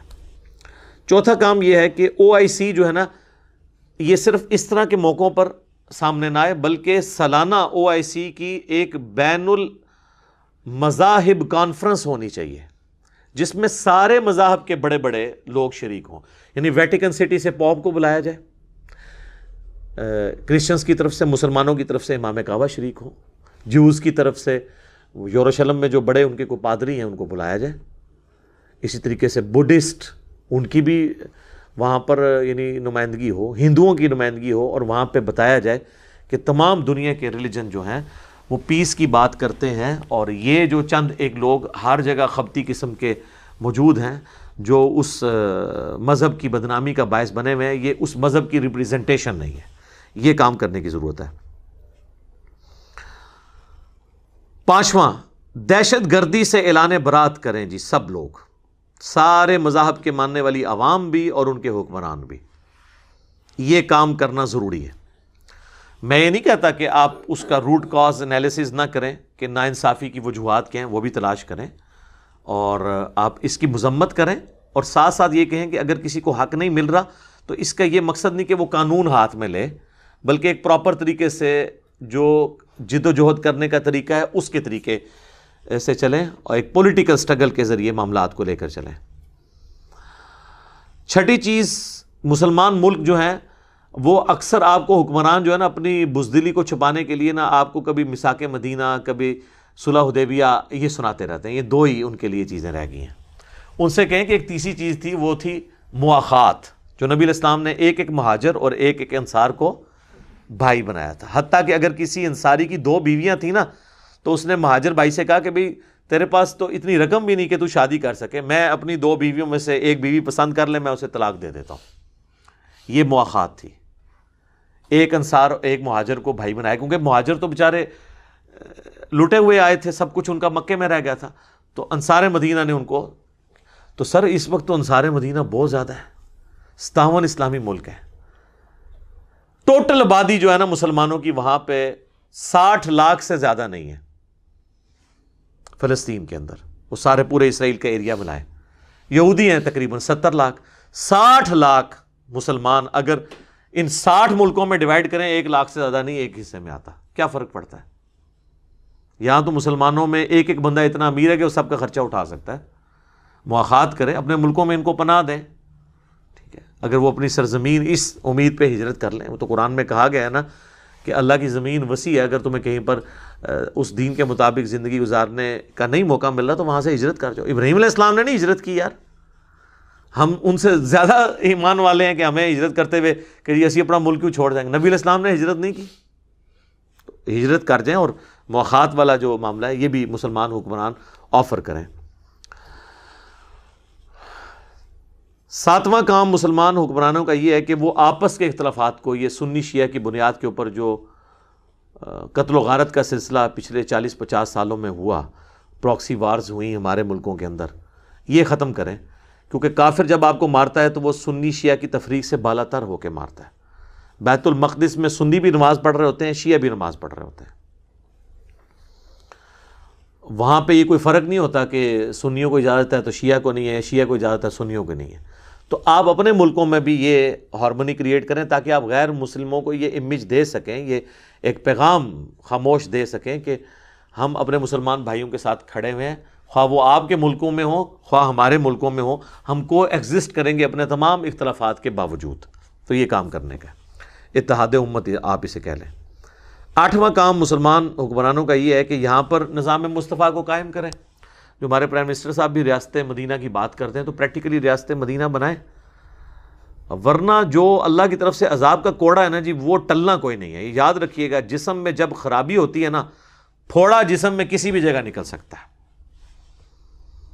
اگر کسی کے پیٹ پہ پھوڑا نکلا ہے تو یہ ضروری نہیں ہے کہ وہ پیٹ کی خرابی کی وجہ سے نکلا ہے. بعض اوقات معدہ خراب ہوتا ہے تو زبان پہ چھالا نکل آتا ہے، معدے کے اندر نہیں نکلتا، تو پھوڑا کہیں پہ بھی نکل سکتا ہے. اس لیے اپنے آپ کو درست کریں. جو سورۃ الانفال میں بھی اللہ تعالیٰ نے آیت نمبر 24 سے آنورڈ جو مسلمانوں کو فرمایا نا کہ یہ عذاب صرف وظائف، یہ دعائیں کرنے سے نہیں ٹلتے. یا ایھا الذین آمنوا استجیبوا للہ وللرسول، اے ایمان والو پکار پر لبیک کہا کرو اللہ اور اس کے رسول کی، اذا دعاکم جب وہ تمہیں تقاضا کر کے بلائیں، لما یحییکم اس کی طرف جو تمہیں زندگی دینے والی ہے، ہمیشہ کی آخرت کی زندگی. یعنی وہ تقاضا آپ نے سمعنا و اطعنا، اطاعت اختیار کرنے کا پورا کرنا ہے. وَاعْلَمُوا اور جان لو، ان اللہ یحول بین المرء وقلبی، اللہ تعالیٰ حائل ہو جاتا ہے انسان اور اس کے دل کے درمیان. یعنی اگر اللہ نے مور لگا دی پھر تمہیں بعد میں ہدایت نہیں ملے گی. اگر کسی وقت خیانت کی تو عین ممکن ہے کہ اس کے بعد اللہ مور لگا دے، تم روتے بھی رو دوبارہ ہدایت نہ ملے. اللہم لا تجعلنا منہم ربنا لا تزغ قلوبنا بعد اذ ہدیتنا وہب لنا من لدنک رحمہ انک انت الوہاب. آمین. وانہ الیہ تحشرون اور یہ کہ تمہیں اس کی طرف جمع ہونا ہے قیامت کے دن. واتقوا اور ڈر جاؤ فتنۃ لا تصیبن الذین ظلموا منکم خاصہ، اس فتنے سے، اس آزمائش سے ڈر جاؤ کہ جب وہ آئے گی تو صرف خاص ان لوگوں پہ نہیں آئے گی جو گناہ کرنے والے ہوں گے، بلکہ سب کو لپیٹ میں لے لے گی. ہاں آخرت ڈیفرنٹ ہوگی، لیکن دنیا میں جب عذاب آتا ہے نا، نیک بھی مر جاتا ہے. وَاعْلَمُوا أَنَّ اللَّهَ شَدِيدُ الْعِقَابِ اور خوب جان لو کہ اللہ تعالیٰ گرفت کرنے میں بہت سخت ہے. اور پھر یہ تو اکثر ڈاکٹر سرار صاحب کہتے تھے، یہ تو آیت لگتا ہے پاکستان کے بارے میں بھی ہے، جو ہے تو اس وقت مکے کے رہنے والے لوگوں کے بارے میں تھی، مسلمانوں کے بارے میں. وَاذْكُرُوا اور یاد کرو، اذ انتم قلیل مستضعفون فی الارض کہ زمین میں تم بہت تھوڑے تھے، کمزور تھے. تخافون ان یتخطفکم الناس ہر وقت ڈرتے رہتے تھے لوگ اچک نہ لے جائیں تمہیں. فآواکم وأیدکم بنصرہ تو اللہ تعالیٰ نے تمہارے اوپر لطف و کرم فرمایا اور اس نے اپنی طرف سے تمہاری مدد فرمائی. ورزقکم من الطیبات اور پاکیزہ چیزوں کے ذریعے تمہیں رزق دیا. لعلکم تشکرون تاکہ تم شکر کرو. پاکستان جب بنا اس وقت یہی حالت تھی نا، ہم کہتے تھے ہندو زیادہ ہیں، سارے ریسورسز ان کے پاس چلے جائیں گے، ہر وقت ڈرتے رہتے تھے. علیحدہ ملک لیا، اللہ نے ہمیں یہ سب کچھ دیا، لیکن وہی کچھ ہوا جو قرآن میں خدشے کا اظہار تھا. یا ایھا الذین آمنوا اے اہل ایمان، لا تخونوا اللہ والرسول دیکھو خیانت مت کرو اللہ اور اس کے رسول کے ساتھ. وَتَخُونُوا أَمَانَاتِكُمْ وَأَنْتُمْ تَعْلَمُونَ اور یہ جو تم نے ایک امانت کا بوجھ اٹھایا تھا، اس میں خیانت مت کرو جب کہ تم یہ جانتے بھی ہو کہ تم یہ خیانت کر رہے ہو. وَاعْلَمُوا أَنَّمَا أَمْوَالُكُمْ وَأَوْلَادُكُمْ فِتْنَةٌ اور جان لو کہ یہ مال اور اولاد تو سوائے آزمائش کے کچھ نہیں ہے. وَأَنَّ اللَّهَ عِندَهُ أَجْرٌ عَظِيمٌ اور اللہ کے پاس تو بہت بڑا اجر ہے. یعنی آخرت اورینٹڈ ہو جاؤ، دنیا کی منفیت کی خاطر اللہ اور اس کے رسول کے ساتھ خیانت مت کرو. تو ہم نے پریکٹیکلی کی ہے. اس وقت تو ہمارا نعرہ تھا کہ پاکستان کا مطلب کیا، لا الہ الا اللہ. تو اب وہ پریکٹیکلی ہم نے کتنا اس مطلب کو پورا کیا. اللہ سے ایک نعمت لی لیکن اس کے اندر خیانت ہو گئی. صحابہ کرام نے اس نعمت کی قدر کی لیکن ہم اس طریقے سے قدر نہیں کر سکے. اللہ تعالیٰ ہمارے حال پر رحم فرمائے، ہمیں توفیق دے کہ ہم اس نعمت کی قدر کر سکیں. آمین. اچھا، 9واں کام مسلمان حکمرانوں کے کرنے کا یہ ہے کہ وہ یہ جو این جی اوز ہیں نا، ان کی سرپرستی خود کریں، خصوصاً جو ریلائبل این جی اوز ہیں، جیسے الخدمت فاؤنڈیشن ہے جماعت اسلامی والوں کی، جو ہمیشہ چاہے روہنگیا مسلمانوں کا ایشو ہو، خواہ کشمیر کے مسلمانوں کا ایشو ہو، خواہ فلسطین کے مسلمانوں کا، ہمیشہ سے اس پہ، یا پاکستان کے اندر بھی جب زلزلہ آتا ہے یہ لوگ کرتے ہیں. عیدی فاؤنڈیشن والے ہیں، ان کی سرپرستی کریں. اور یہ جو چندہ ریز ہوتا ہے نا، وہ صحیح جگہ پہ لگ رہا ہے یا نہیں لگ رہا، اس کے اوپر نظر رکھیں. کیونکہ اسی دوران کئی ایک ایسی این جی اوز بھی سامنے آئیں گی جو اس چندے کے اگینسٹ ان کی گاڑیاں اور ان کی کوٹھیاں بن رہی ہوں گی وہ مستحقین تک نہیں پہنچیں گے. تو ان این جی اوز کے اوپر سرپرستی والا معاملہ کریں اور پھر ان کو فیسیلیٹیٹ کریں کہ یہ غریب مسلمانوں کی وہاں تک یعنی مدد کریں. ابھی غزہ کے اندر آپ سوچ نہیں سکتے کیا غربت ہے مسلمانوں پہ, کس لیول کی وہ زندگی گزار رہے ہیں. ظاہر اکانومی کوئی نہیں ہے, ایک طرف مصر ہے انہوں نے ان کا بائیکاٹ کیا ہوا ہے, دوسری طرف اسرائیل ہے, تیسری طرف جو ہے میڈیٹرینین سی ہے. یہ تھوڑا بہت جو اسلحہ بھی ان کو پہنچتا ہے وہ بھی ایران دیتا ہے, اور تو کوئی ملک ان کو اسلحہ بھی دینے کے لیے تیار نہیں ہے. اور ان کی کیا کس طریقے سے کس پرسی میں وہ زندگی گزار رہے ہیں سب کے سامنے. تو ان کی بیسک نیڈز تو کم از کم پوری کر سکتے ہیں نا. غربت کی زندگی جو گزار رہے ہیں اس میں ان کو اپ لفٹ کیا جا سکتا ہے ان این جی اوز کے ذریعے. اور 10ویں چیز جو میں بار بار ہائی لائٹ کرتا ہوں, اس وقت سے کر رہا ہوں جب ہماری اسٹیٹ پالیسی اس کے اگینسٹ ہوتی تھی. اب تو اسٹیٹ کی وہی پالیسی ہے جو ہم پچھلے 10-12 سال سے رو رہے تھے کہ نان اسٹیٹ ایکٹر کو اجازت نہیں ہونی چاہیے یہاں پہ کسی کو جہاد کے لیے بھرتی کرے. یہ صرف فوج کا کام ہے, ورنہ ایف اے ٹی ایف کی تلوار لٹکی ہوئی ہے. ضرب عصب اور رد الفساد سے جو ہم نے کامیابی حاصل کی ہماری فوج کی قربانیوں کی برکت سے, وہ ضائع ہو سکتی ہے. کیونکہ یہ آپ دیکھ رہے ہیں کتنے مولوی میدان میں اتر آئے ہیں جو یہ کہہ رہے ہیں کہ جی ہم نے اتنے بندے بھرتی کر لیے ہیں. یہ بندے کیا جا کے کریں گے وہاں میرے بھائی؟ نہ ان کی کوئی ٹریننگ ہے, ان کی تو الٹی یعنی لاشیں پچھلوں کو اٹھانی پڑ جائیں گی. یہی ہوگا. یا بعض کے غائبانہ نماز جنازہ پڑھ کے تو یہاں پہ علماء جو ہیں وہ اپنا چندہ اکٹھا کریں گے, اور اس میں سے کچھ بھی نہیں نکلنا. لہٰذا یہ جو جہادی پرائیویٹ جہاد والی تنظیمیں ہیں نا, ان کی ایکٹیویٹیز کے اوپر اس وقت ساری دنیا کے مسلمان حکمرانوں کو نظر رکھنے کی ضرورت ہے. لیکن اس کا مقصد یہ نہیں ہے کہ یہ خود جہاد چھوڑ دیں حکمران, انہوں نے تو کرنا ہے. لیکن جو یہ کر رہے ہیں یا ان کو رخ دیں, ٹریننگ دیں, انہیں بھرتی کریں, پھر ضرور لانچ کریں. لیکن بغیر ٹریننگ کے آپ ان کو بھیجیں گے صرف نگ کے طور کے اوپر, تو وہ تو پھر لاشوں کی لاشیں ہی واپس آئیں گی. اور صرف ٹریننگ نہیں, پھر اسلحہ بھی اس لیول کا ہو کہ یہ لڑ سکے. ٹھیک ہے, تو ہم یہ نہیں کہتے کہ بزدلی دکھائیں, لیکن ایک طریقے سے معاملات کو لے کے چلیں. اور میں نے آپ کو پہلے بھی عرض کر دیا کہ یہ آپ سے صدیوں سے جھوٹ بولا جا رہا ہے کہ صحابہ کرام جب رومنز یا پرشینز کے خلاف لڑے ہیں قادسیہ اور یرموک میں تو وہ زمین آسمان کا اسلحے کا فرق تھا. نہیں, تعداد کا زمین آسمان کا فرق تھا. چند ایک چیزوں میں آپ کہہ سکتے ہیں ان کے پاس ہاتھی تھے یا منجنیق تھے, لیکن اصل فیصلہ تو 1-to-1 وار کا ہوتا تھا. اس میں حضرت خالد ابن ولید کے پاس بھی تلوار ہی ہوتی تھی اور سامنے رومن جنرل کے پاس بھی تلوار ہوتی تھی. ورنہ سامنے سے رومن جنرل اگر ایک جنرل ان کا کلاشنکوف لے کے آ جاتا اس زمانے میں ہوتی, تو سامنے 1000 بھی ہوتے, اس اکیلے نے بون دینا تھا. تو آج تو یہی ہے نا. آج یہ کہتے ہیں جی وہ ہمارا ایمان اگر اس لیول کا ہو جائے. سر صرف ایمان اس لیول کا نہ ہو, برابر کی جنگ بھی ہونی چاہیے نا, پھر ہوگا.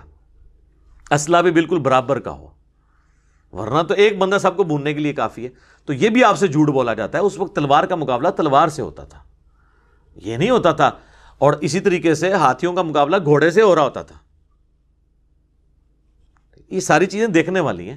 لیکن الٹیمیٹلی 1-to-1 دو بدو لڑائی ہوتی تھی, اس میں پھر دونوں کے پاس تلوار ہوتی تھی. ٹھیک ہے, تو تلوار کا مقابلہ تلوار سے ہو رہا ہوتا تھا. تو اب تو یہ اس طرح نہیں ہے سلسلہ. ہمارے پاس لیٹسٹ اسلحہ نہیں موجود ہے, تو ہم یہ ڈنڈے اور لاٹھیاں اور یہ چیزیں لے کے جا کے تو یہ تو ان کی لاشیں اٹھانی پڑ جائیں گی اور کچھ بھی نہیں ہوگا. اور ابھی تو ایئر سٹرائکس والا جو ایشو ہے وہ تو کارپٹ بمبنگ جب کرتے ہیں تو بچتا ہی کوئی نہیں ہے. وہ ایک مسئلہ سب سے خطرناک مسئلہ ہے. یعنی افغانستان کے اندر یہ جنگ اتنی لمبی کیوں ہوئی ہے؟ حالانکہ افغانیوں کا مقابلہ کوئی نہیں کر سکتے تھے امریکنز, ان کے پاس بھی اسی لیول کا اسلحہ ہے, اور رشیا دے رہا ہے ان کو. سر ہاں جی, آپ لوگ سمجھتے ہیں شاید وہ بھوکے مار کے تو جیت رہے ہیں. نہ, رشیا اب اپنا بدلہ اتار رہا ہے امریکہ سے. سارا لیٹسٹ اسلحہ ان کو رشیا دیتا ہے. ٹھیک ہے, اور تب وہ مقابلہ کرتے ہیں. لیکن ایک چیز ان کے پاس نہیں ہے, وہ ایئر سٹرائکس ہے. اسی لیے آپ دیکھ لیں 20 سال سے وہ لڑ رہے ہیں. وہ جنگ ختم تو نہیں ہوئی, ورنہ اگر ان کے پاس ایئر سٹرائک ہوتی تو سر یہ 20 مہینے بھی جنگ نہیں تھا امریکہ نکال سکتا اور افغان طالبان کو فتح ہو جانی تھی. لیکن مار وہ بیچارے کھاتے ہیں ایئر سٹرائکس کی وجہ سے. اس کی وجہ سے ان کو پھر چھپنا پڑتا ہے. جب باہر نکلتے ہیں اوپر سے پوری کارپٹ بمبنگ کرتے ہیں, وہ ڈیزی کٹر اور پتہ نہیں کیا کچھ پھینکتے ہیں وہ. ٹھیک ہے, لیکن زمین پہ آ کے برابر ہی ہیں. آپ دیکھ لیں ان کے پاس بھی گن ہے, سامنے والوں کے پاس بھی گن ہے. یہ نہیں ہے کہ ادھر سے کوئی دروشی پڑھ کے تو ڈنڈا پھیرے گا تو یہ ہو جائے گا. کچھ بھی نہیں ہونا بھائی, انج نہیں ہونا کہتے. یہ آپ چھوڑ دیں, یہ آپ لوگوں کو کہانیاں کرانی بند کریں. تو یہ 10 کام تھے جو مسلمان حکمرانوں کے اور ریاستوں کے کرنے کے کام ہیں۔ اب میرا آپ کا جو کرنے کا کام ہے وہ میں آپ کو مختصر 3 کام بتا دیتا ہوں، اور یہ جو آج ہم کاؤنٹر نیریٹو ڈسکس کر رہے ہیں یہ صرف فلسطین کے لیے نہیں ہے، چاہے چائنا میں مسلمانوں کے خلاف جو ظلم ہو رہا ہے، افغانستان میں ہو رہا ہے، شام میں ہو رہا ہے، فلسطین میں ہو رہا ہے، کشمیر میں، سب کے لیے یہ میری ویڈیو کفایت کرے گی۔ اس میں اتنے سارے پوائنٹس میں نے کاؤنٹر نیریٹو میں تیار کیے ہیں تاکہ فائدہ ہو انشاءاللہ تعالی۔ مسلمان عوام الناس کے کرنے کا کام کیا ہے؟ پہلے تو میں وہ آیت کوٹ کروں گا، سورۃ الحجرات کی آیت نمبر 10 ہے، انما المؤمنون اخوہ، بے شک، یا اس کا ترجمہ اپروپریٹ تو بنے گا کہ مومنین تو اس کے سوا کچھ نہیں ہے مگر یہ کہ وہ آپس میں بھائی بھائی ہیں۔ اور بخاری مسلم میں حدیث ہے، نبی علیہ السلام نے فرمایا کہ تم تمام اہل ایمان کو باہم محبت کرنے میں، ایک دوسرے پر مہربانی کرنے میں اور ایک دوسرے کی مدد کرنے میں ایک جسم کی مانند پاؤ گے، کہ جسم کے کسی ایک حصے میں بھی تکلیف ہوتی ہے تو پورا جسم رات کاٹ کے اس تکلیف کو بیداری میں گزارتا ہے۔ تو ظاہر ہے کہ ہمیں تکلیف ہوتی ہے۔ اب ہم میں سے اللہ کا شکر ہے کہ اتنا بھی زمین نہیں مر گیا کہ کوئی یہ پوچھ رہا ہے کہ وہ ویڈیوز تو دکھا رہے ہیں مسجد اقصیٰ میں اکثر لوگ تو رفع الیدین سے نماز پڑھ رہے ہیں، یہاں تو مسجدیں دلائی جاتی ہیں، رفع الیدین کرنے والا کو گھس جائے۔ شکر ہے یہ یہاں پہ حنفیوں کے دماغ میں یہ گند نہیں آیا کہ یار وہ وہاں پہ تو ہاتھ چھوڑ کے بھی نماز پڑھ رہے ہیں، کچھ مالکی ہیں اور کچھ شیعہ ہیں۔ تو شکر ہے مسلمان کہہ رہے ہیں نہیں سنی شیعہ چاہے دونوں ہیں، ہے تو ہمارے بھائی ہیں، کاش اپنے ملک کے اندر بھی یہی جذبہ ان کا ہو۔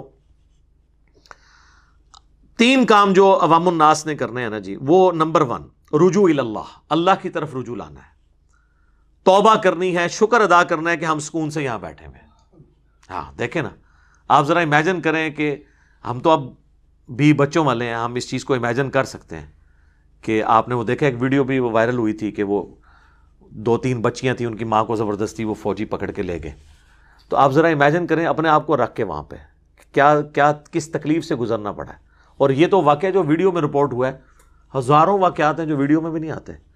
تو اللہ کا شکر ادا کریں سکون کی زندگی میں، اور یہ ملک پاکستان کی قدر کریں جہاں پہ آپ کو فریڈم آف ایکسپریشن ہے، اللہ کا شکر ہے۔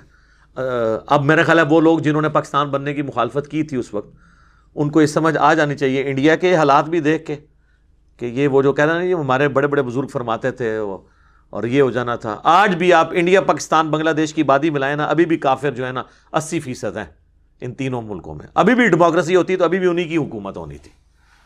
تو اللہ کا شکر ہے ہم سکون سے بیٹھے تو ہوئے یہاں پہ 20-22 کروڑ لوگ، اس پہ شکر ادا کریں اور دعا کریں۔ یہ پہلا کام مسلمانوں کے کرنے کا ہے، دعا، جو صحیح مسلم میں حدیث ہے، مشکات میں بھی موجود ہے۔ اللہ کے محبوب صلی اللہ علیہ وآلہ وسلم نے فرمایا جب کوئی مسلمان اپنے دوسرے مسلمان بھائی کی غیر موجودگی میں اس کے لیے دعا کرتا ہے تو اللہ تعالیٰ ایک فرشتہ مقرر کر دیتا ہے اس کے ساتھ، اور اس کی یہ دعا اللہ تعالیٰ قبول فرما لیتا ہے، جو اپنے دوسرے بھائی کی غیر موجودگی میں اس کے لیے دعا کرتا ہے۔ اور فرشتہ مقرر فرماتا ہے، اور وہ جو دعائیں کر رہا ہوتا ہے فرشتہ ساتھ ساتھ کہتا ہے کہ اے اللہ اس دعا کرنے والے کے حق میں بھی یہ دعا قبول کر لے جو اپنے بھائی کے لیے دعا کر رہا ہے۔ تو یہ یہاں پہ بھی اپلیکیبل ہے، یہاں پہ بھی اپنے دوستوں کے لیے، رشتہ داروں کے لیے دعا کریں، اور اسلام کے رشتے میں جو ہمارے بھائی ہیں چائنا میں مظلوم بیچارے، فلسطین کے اندر، کشمیر کے اندر، افغانستان میں، شام میں، ان کے لیے بھی دعا کریں۔ بلکہ ہم ان کے لیے دعا کرتے ہیں۔ الحمدللہ رب العالمین والصلاة والسلام علی سید الانبیاء والمرسلین، اللہم انی اسألک بانک انت اللہ لا الہ الا انت الاحد الصمد الذی لم یلد ولم یولد ولم یکن لہ کفوا احد، اللہم صلی علی محمد وعلی آل محمد، اللہم ربنا آتنا فی الدنیا حسنہ وفی الآخرۃ حسنۃ وقنا عذاب النار، اللہم احسن عاقبتنا فی الامور کلہا واجرنا من خزی الدنیا وعذاب الآخرہ۔ اے اللہ جن جن بھلائیوں کا سوال تیرے محبوب صلی اللہ علیہ وآلہ وسلم نے تجھ سے کیا، ہمارے حق میں، ہمارے بیوی بچوں کے حق میں، ہمارے ماں باپ کے حق میں، پوری امت کے حق میں، خصوص بالخصوص چائنا، فلسطین، کشمیر، افغانستان، شام کے مسلمانوں کے حق میں قبول منظور فرما، اور جن جن چیزوں کے شر سے تیرے محبوب صلی اللہ علیہ وآلہ وسلم نے تیری پناہ طلب کی، پوری دنیا کے مسلمانوں کو ان چیزوں کے شر سے اپنی پناہ عطا فرما۔ اے اللہ ہمارے ملک پاکستان کی خیر فرما، پورے عالم اسلام کی خیر فرما، اسے اندرونی اور بیرونی خطرات سے محفوظ فرما۔ پوری دنیا میں مسلمان جہاں کہیں بھی کافروں کے ہاتھ پٹ رہے ہیں یا ان کے خلاف قتال کر رہے ہیں، خواہ فلسطین میں ہوں، افغانستان میں ہوں، شام میں ہوں، کشمیر کے اندر ہوں، چائنا کے اندر ہوں، اے اللہ غیب سے ان کی مدد فرما، ان کی عزت، آبرو، مال، جان کی حفاظت فرما۔ اے اللہ ہمیں اپنی موت سے پہلے پہلے قبر و آخرت کی تیاری کرنے کی توفیق عطا فرما۔ سبحان ربک رب العزت عما یصفون وسلام علی المرسلین والحمد للہ رب العالمین وصلی اللہ علی النبی الکریم وعلی آلہ وصحبہ اجمعین۔ تو یہ دعا سب سے بھاری چیز ہے، اور اس میں بعض لوگ کہتے ہیں جی کو وظیفہ بتا دیں۔ بھائی وظائف تو ہم نے اکثر بتائے ہیں، میرے یوٹیوب پہ ویڈیو ہے 3 وظائف دعا کی قبولیت کے لیے۔ دعا کی قبولیت کے لیے شرط یہ ہے کہ اللہ کی تعریف اور درود شریف، اور اس کے بعد آپ اللہ سے مانگیں جس طریقے سے میں نے دعا کی۔ باقی پھر بھی اگر آپ کو وظائف چاہیے تو صحیح بخاری میں ہے کہ حضرت عبداللہ ابن عباس کہتے ہیں کہ تمہارے جد امجد ابراہیم علیہ السلام کو جب آگ میں پھینکا جانے لگا، انہوں نے بھی، اور تمہارے نبی علیہ السلام پہ بھی جب مشکل وقت آتا تھا تو وہ بھی پڑھتے تھے حسبنا اللہ و نعم الوکیل، ہمیں اللہ ہی کافی ہے، ہم نے اس پہ بھروسہ کیا اور وہی بہتر کارساز ہے۔ اور دوسرا وظیفہ جو جامعہ ترمذی میں تو سند کمزور ہے، المستدرک للحاکم میں ہے کہ نبی علیہ السلام ہر مصیبت، ہر پریشانی میں کہتے تھے یا حیو یا قیوم برحمتک استغیث، اے خود سے زندہ ہر چیز کو تھامنے والے، میں تیری رحمت کے ساتھ تیری مدد کا سوال کرتا ہوں۔ استغیث الف یعنی حمزہ کے ساتھ پڑھیں گے تو سنگولر کا صیغہ ہے، نون سے پڑھیں گے تو جمع کا صیغہ ہو جائے گا نستغیث، دونوں درست ہیں۔ اور تیسرا وظیفہ جو سورۃ الانبیاء میں آیا، حضرت یونس علیہ السلام کی دعا، لا الہ الا انت سبحانک انی کنت من الظالمین۔ جامعہ ترمذی میں حدیث ہے کہ جو شخص بھی یونس علیہ السلام کی دعا کے ساتھ اللہ کی طرف متوجہ ہوتا ہے، اللہ تعالیٰ اسے محروم نہیں لوٹاتا۔ اور سورہ انبیاء میں بھی ساتھ آیا کذالک ننجی المؤمنین، ہم اہل ایمان کو بھی نجات دیں گے اسی طریقے سے۔ بلکہ سورہ صافات میں آیا کہ اگر یونس علیہ السلام ہم سے مچھلی کے پیٹ میں اس طرح دعا نہ کرتے تو پھر اسی دن نکلتے جس دن کے مردے اپنی قبروں سے اٹھائے جائیں گے۔ یعنی اللہ تعالیٰ نے اس دعا کی برکت سے اتنا معاملہ یہ فرمایا، الحمدللہ۔ تو یہ آپ کریں۔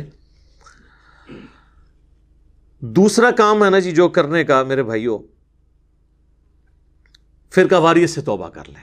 سنی شیعہ اختلاف، آپس میں لڑنا جھگڑنا، علمی اختلاف کریں، لیکن نفرت، قتل و غارت جو 30-40 سال سے پراکسی وارز چل رہی ہیں ہمارے اس سب کانٹیننٹ کے اندر، اس سے توبہ کریں۔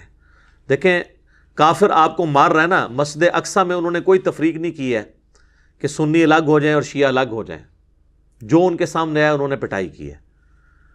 انہوں نے یہ نہیں دیکھا کوئی رفع الیدین کرنے والا ہے نہیں کرنے والا، ہاتھ چھوڑنے والا ہے، اکثر ویسے وہاں رفع الیدین سے ہی پڑھتے ہیں۔ زیادہ تر سنی جو ہیں وہ مالکی ہیں، فقہ کو فالو کرنے والے، وہ بھی ہاتھ چھوڑ کے نماز پڑھتے ہیں اور رفع الیدین کرتے ہیں، اور شیعہ ویسے ہی کرتے ہیں، آلموسٹ ایک طریقے سے ہی چل رہے ہوتے ہیں۔ انہوں نے اس کا کوئی فرق نہیں کیا، اور نہ اللہ کا شکر ہے ہم یہاں پہ ان کے لیے جب آواز بلند کر رہے ہیں تو یہ کہہ رہے ہیں کہ وہ کوئی دوسرے فرقے کے ہم آواز نہیں کریں گے۔ تو اس سے اب یعنی فائدہ اٹھاتے ہوئے یہاں پہ بھی نفرتیں آپس میں ختم کریں، یہ دوسرا کام ہے۔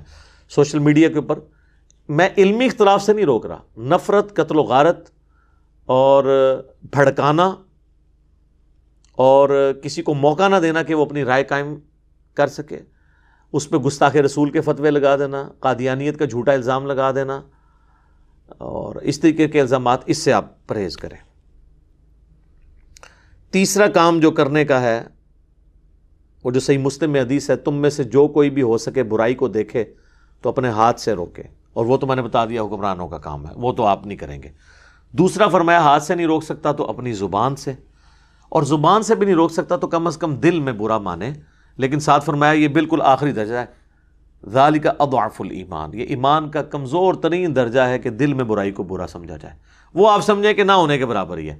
اصل ہے کہ گونگے شیطان نہیں بننا زبان سے، اور آج کل زبان کا اظہار سوشل میڈیا کے ذریعے ہے، زبان ہی کی فارم ہے، لکھ کر کوئی پوسٹ بنا کر پازیٹیو، پلے کارڈ اٹھا کر کسی احتجاج میں، یہ عوام کا کام ہے۔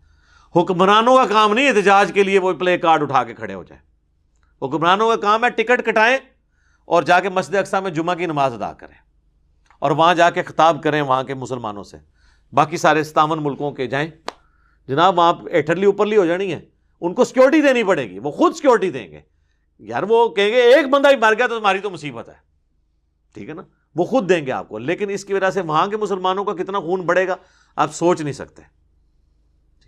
تو یہ میں عوام کے لیے کہہ رہا ہوں کہ پلے کارڈ اٹھائیں، وہ ان کے کرنے کا کام ہے۔ عوام یہ ڈنڈے اٹھا کے اور کلاشنکوف کے جو ماڈل پلاسٹک کے اٹھائیں، یہ اس کی ضرورت نہیں ہے، اور سوشل میڈیا کے اوپر پوسٹ لگا کے پازیٹیو پکچر اسلام کی پیش کریں کہ ہم ظلم کے خلاف ہیں، خواہ ہٹلر نے یہودیوں کے ساتھ کیا یا آج یہودی مسلمانوں کے ساتھ کر رہے ہیں اسرائیل میں، ہم دونوں معاملات کے اندر ظلم کے خلاف ہیں اور مظلوم کے ساتھ کھڑے ہیں، اتنا جگرہ پیدا کریں۔ اور سورۃ الانعام کی جو آیت ہے 108 کہ کافروں کے جو جھوٹے معبود ہیں ان کو گالی مت دو ورنہ وہ دشمنی میں لا علمی میں تمہارے سچے معبود کو گالیاں دیں گے۔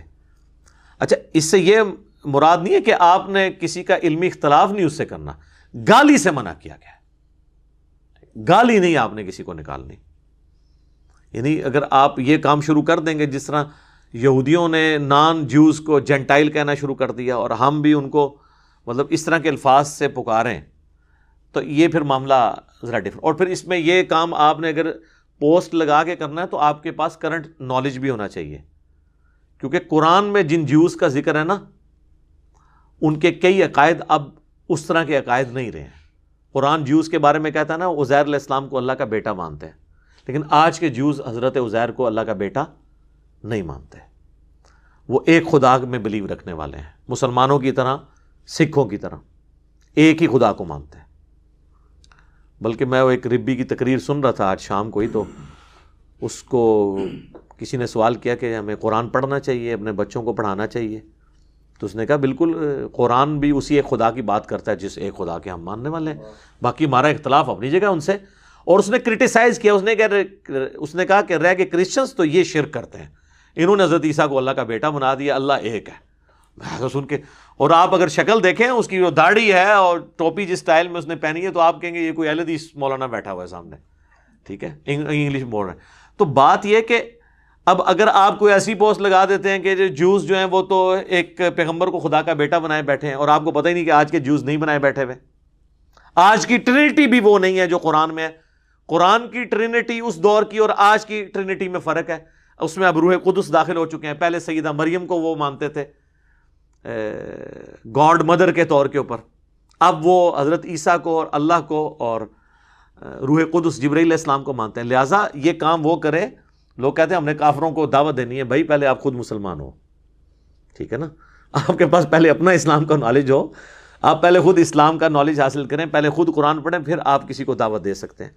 تو یہ اس حوالے سے کرنے کی ضرورت ہے، اور میں سمجھتا ہوں کہ مسلمانوں کو اس بات پہ فخر ہونا چاہیے، مجھے تو اس بات پہ فخر ہے کہ اللہ کا شکر ہے کوئی مسلمان بھی ریڈ لائن اس حوالے سے کراس نہیں کرتا کہ اگر وہ ہمارے نبی علیہ السلام کے لیے نازیبا الفاظ استعمال کریں تو ہم حضرت موسیٰ علیہ السلام یا عیسیٰ علیہ السلام کو نعوذ باللہ ان کے لیے، زبان پہ تو دور کی بات ہے، ہمارے دل میں بھی ان کے لیے کوئی برا خیال آئے تو ہم سمجھتے ہیں ہم کافر ہیں، ٹھیک ہے۔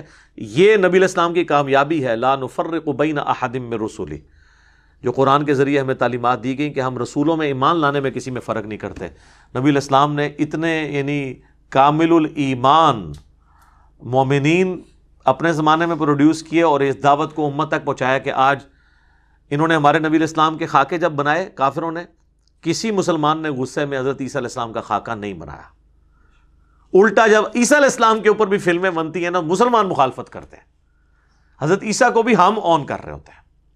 تو یہ اللہ کا شکر ہے، اس قسم کی کوئی حرکت نہیں ہونی چاہیے کہ ہم ان کی ایون کتابوں کے بارے میں وہ ٹیمپرڈ ہیں، اس کے باوجود ان کا احترام ہے۔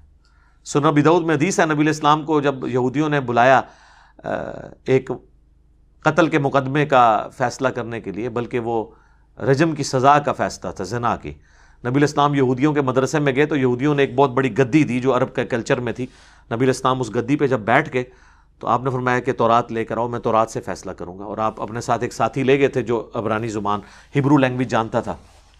جب وہ تورات لے کر آئے تو نبی علیہ السلام نے اپنی پیٹھ کے نیچے سے گدی نکال کے سامنے رکھی اور تورات کو اس کے اوپر رکھا اور خود زمین پہ بیٹھ گئے، اور آپ نے جملہ بولا، میں ایمان لایا اس کتاب کو نازل کرنے والے پر اور اس کتاب پر، حالانکہ ٹیمپرڈ تھی، لیکن توحید کے حوالے سے تو ٹیمپرڈ نہیں ہے. اسی لیے تو جیوز اور کرسچن جب اپنی کتابیں پڑھتے ہیں نا تو کتابوں میں توحید وہی ہے جو قرآن میں ہے, وہ اللہ کے فضل سے تبدیل نہیں ہوئی. چاند ایک باتیں تبدیلی ضرور ہوئی ہیں لیکن اوورآل ورنہ تو ان کے لیے تو ہدایت کا دروازہ بند ہو جاتا, قرآن کو تو مانتے ہی نہیں ہے. تو احترام ان کی کتابوں کا بھی کرنا ہے, پیغمبروں کا بھی کرنا ہے, وہ سارے ہمارے ہیں, ان کتابوں پہ ہم ایمان رکھتے ہیں, اس میں تو کوئی دوسری رائے نہیں ہے. یعنی ایک ریڈ لائن کراس نہیں کرنی. سوشل میڈیا پہ آپ کو دنیا دیکھ رہی ہے, کوئی ایسے الفاظ استعمال نہ کریں. اور آپ یہ دیکھیں کہ میں تو کہتا ہوں یار یہ یورپ اور امریکہ کے لوگوں میں حوصلہ ہے, اتنے بڑے بڑے پروٹیسٹ ہو رہے ہیں, کافر کر رہے ہیں کہ یار فلسطین میں ظلم ہو رہا ہے, ٹھیک ہے. اور وہ یہ نہیں ہے کہ وہ فلسطین میں صرف جوز کے مرنے کی بات کر رہے ہیں, زیادہ تر مسلمانوں کے مرنے کے اوپر ہی وہ کہہ رہے ہیں کہ مسلمانوں کے ساتھ ظلم ہو رہا ہے. تو ہمارے اندر بھی حوصلہ ہونا چاہیے. ہم غصہ نکالنے کے لیے کہتے ہیں ہٹلر نے تو اڈل صحیح کیتا سی. ہٹلر نے وہی کچھ کیا ہے جو 9/11 میں امریکہ نے آپ کے ساتھ کیا ہے. اس زمانے کے ریلیجس لوگ وہ تھے, آج کے اس ماڈرن ایج میں ریلیجس مسلمانوں کو فنڈامنٹلسٹ مانا جاتا ہے. ان کو ریلیجس ہونے کی سزا ملی تھی. بال فرنٹ پہ تو کوئی اور ریزن بھی رکھی جاتی لیکن اصل مسئلہ ان کا یہی تھا. تو باقی جیوز کو بھی دنیا میں رہنے کا حق ہے, ہم نہیں کہتے کہ ان کو رہنے کا حق نہیں ہے, لیکن یو این او نے جب یہ طے کیا تھا کہ 2 ریاستیں بنیں گی, مسلمانوں کو ان کی اپنی ریاست ہوگی اور جیوز کی اپنی ریاست ہوگی, تو اب پریکٹیکلی تو ظاہر ہے مسلمانوں نے زمینیں ان کے ہاتھوں بیچی ہوئی ہیں نا جی. اب یہ بھی تو ایک تلخ پہلو ہے نا, اس کو بھی ذرا سمجھے نا, بالکل جذباتی ہونے کی بھی ضرورت نہیں ہے. انہوں نے اب وہ پریکٹیکلی وہاں پہ انہوں نے جگہ خریدی ہوئی ہیں تو ان کو بھی وہاں پہ رہنا ہے. وہ جو ظلم کر رہے ہیں وہ اپنی جگہ ہے, لیکن دونوں کو رائٹ ہے رہنے کا. 70 لاکھ کے قریب یہودی وہاں پہ آباد ہیں تو تقریباً 50 سے 60 لاکھ مسلمان بھی ہیں. تو ظاہر رہنا تو ہے اس روئے ارض کے اوپر, یا تو پھر ہجرت کے بعد آپ مواخات کروائیں اور دوسرے اسلامی ملکوں میں ان کو اجازت دیں کہ وہ آ جائیں. اچھا اب یہ ساری باتیں میں نے کی ہیں لیکن میں چٹخارے دار باتیں نہیں کر سکا آپ سے, اس کے لیے آپ باقی واعظین کو سن لیں اور وہ آپ کو وہ کہیں گے کہ جی بس دجال آنے والا ہے, ہم نے ان کو چھوڑنا نہیں ہے, ہم نے ان کو مار دینا ہے. میرے بھائی یہ آپ صدیوں سے یہ باتیں کر رہے ہیں, وہ جب آئے گا دجال پھر دیکھی جائے گی انشاءاللہ تعالیٰ. اس وقت جو یہ اس وقت مسئلہ ہے آپ اس کو ایڈریس کریں خدا کے لیے. اس طریقے سے یہ حضرت عمر نے یہ کیا تھا, حضرت عمر نے تو یہودیوں پہ احسان کیا کہ جو عیسائی 600 سال سے ان کو نہیں آنے دے رہے تھے ان کو آنے کی اجازت دے دی.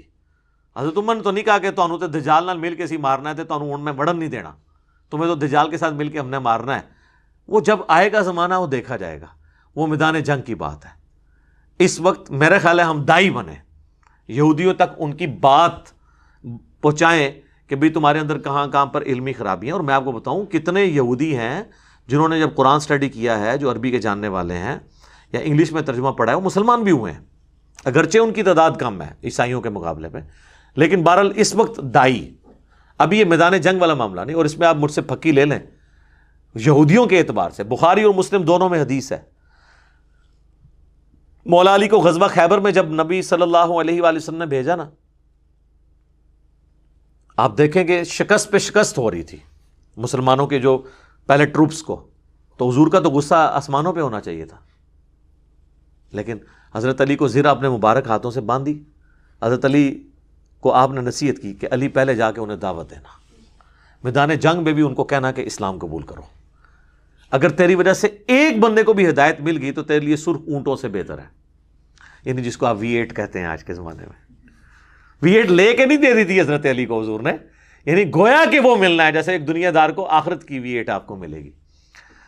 تو نبی الاسلام میدان جنگ میں بھی یہودیوں کے خلاف غزوہ خیبر, وہ خائن یہودی جنہوں نے حضور کو مدینہ شریف میں تنگ کیا, پھر آپ کو تنگ آ کے نبی الاسلام نے یعنی آپ صلی اللہ علیہ وآلہ وسلم نے ان کو مدینہ شریف سے نکال دیا, وہ خیبر میں واد ہو گئے. اتنا غصہ ہو تو پھر بھی بات دعوت کی کہ اسلام قبول کر لیں, نہیں کیا تو ایز اے لاسٹ ریزارٹ ان کے ساتھ لڑائی والا معاملہ ہوا. ابھی یہ یہودی تو وہ کہتے ہیں نا یار اب تمہارے پیغمبر نے بھی تو ہمارا قتل عام کیا تھا, بنو قریظہ کے ساتھ کیا کیا, یہودیوں کا قبیلہ تھا نا. تو آپ ان کو بتائیں کہ میرے بھائی یہ بد عہدی کی سزا تھی, یہودیوں میں بد عہدی کی سزا یہی ہے. آپ کے جو 70,000 یہودی ایک دن میں قتل ہوئے تھے جنہوں نے بچڑے کو رب مان لیا تھا, ان کی سزا جو اللہ نے مقرر کی تھی کہ ہر قبیلہ اپنے قبیلے کے لوگوں کو قتل کرے گا, تو یہ سزا کنٹینیوس آپ کی شریعت میں چل رہی ہے. ٹھیک ہے، نبی علیہ السلام پہ ہوتا تو آپ معاف بھی کر دیتے، ٹھیک ہے، یہ بد عہدی کی سزا ملی تھی، اور اس میں بھی بچے اور عورتیں قتل نہیں ہوئے تھے، یہ ذہن میں رکھیے گا۔ تو اب یہ تو ٹاپک، تو اب وہ بعض لوگ سوچ رہے ہوں گے کہ جی وہ حدیث نہیں سنائی بخاری مسلم کی، سر وہ بھی میں مسلمانوں کو سناؤں تو پھر میں ساتھ تھوڑی سی بے عزتی بھی کروں گا۔ بخاری مسلم دونوں میں حدیث ہے، قرب قیامت میں جب مسلمانوں کی آخری جنگ ہوگی دجال کے خلاف، آرمگڈون جسے کہتے ہیں وہ لوگ، اور اس جنگ کے اندر نبی علیہ السلام فرمایا کہ اگر کوئی یہودی ایک پتھر کے پیچھے بھی چھپا ہوگا نا، کسی درخت کے پیچھے بھی، تو پتھر اور درخت کو بھی اللہ زبان دے گا اور مسلمان سے وہ کہے گا یا مسلم، میرے پیچھے یہودی ایسے قتل کر دے۔ یہ عام حالت میں نہیں، میدان جنگ میں، سوائے غرقد کے درخت کے جو ان کو پناہ دے گا۔ تو اس میں الفاظ ہیں یا مسلم۔ تو یہاں آپ کسی، جتنے یہاں پہ مسلمان ہیں ان کو ذرا کہہ کے دیکھیں نا، آپ کسی مسجد میں بریلویوں کی جائیں اور کہیں کہ جی یہ کس کی مسجد ہے، وہ کہے گا بریلویوں کی، تو اس کو پوچھیں آپ کون ہے، وہ کہے گا میں بریلوی، اور آگے سے وہ آپ کو پوچھے آپ کون ہے، تو آپ کہیں میں مسلمان ہوں، تو دیکھیں اس کی تیوری کیسی چڑھتی ہے، وہ کہے گا میں کافر ہوں۔ بھئی اگر تو کافر نہیں ہے، مسلمان ہی ہے، تو اپنے آپ کو مسلم کیوں نہیں کہتا؟ اس دن سے پہلے کہہ دے کہ جس دن تجھے پتھر نے بھی اور درخت نے بھی کہنا ہے، اور تو نے اس وقت تو نے نہیں ماننا جب تک تجھے سنی، شیعہ، بریلوی، دیوبندی، حنفی، شافعی، مالکی کہہ کے نہ بلایا جائے، یا تو نے سمجھنا ہے کہ انجینئر صاحب کی کوئی ویڈیو چل گئی ہے پیچھے سے۔ تو یہ حدیثیں پھر جب سنائیں گے اس کے ساتھ تلخ چیزیں یہ جڑی ہوئی ہیں، پھر یہ بھی سنیں آپ۔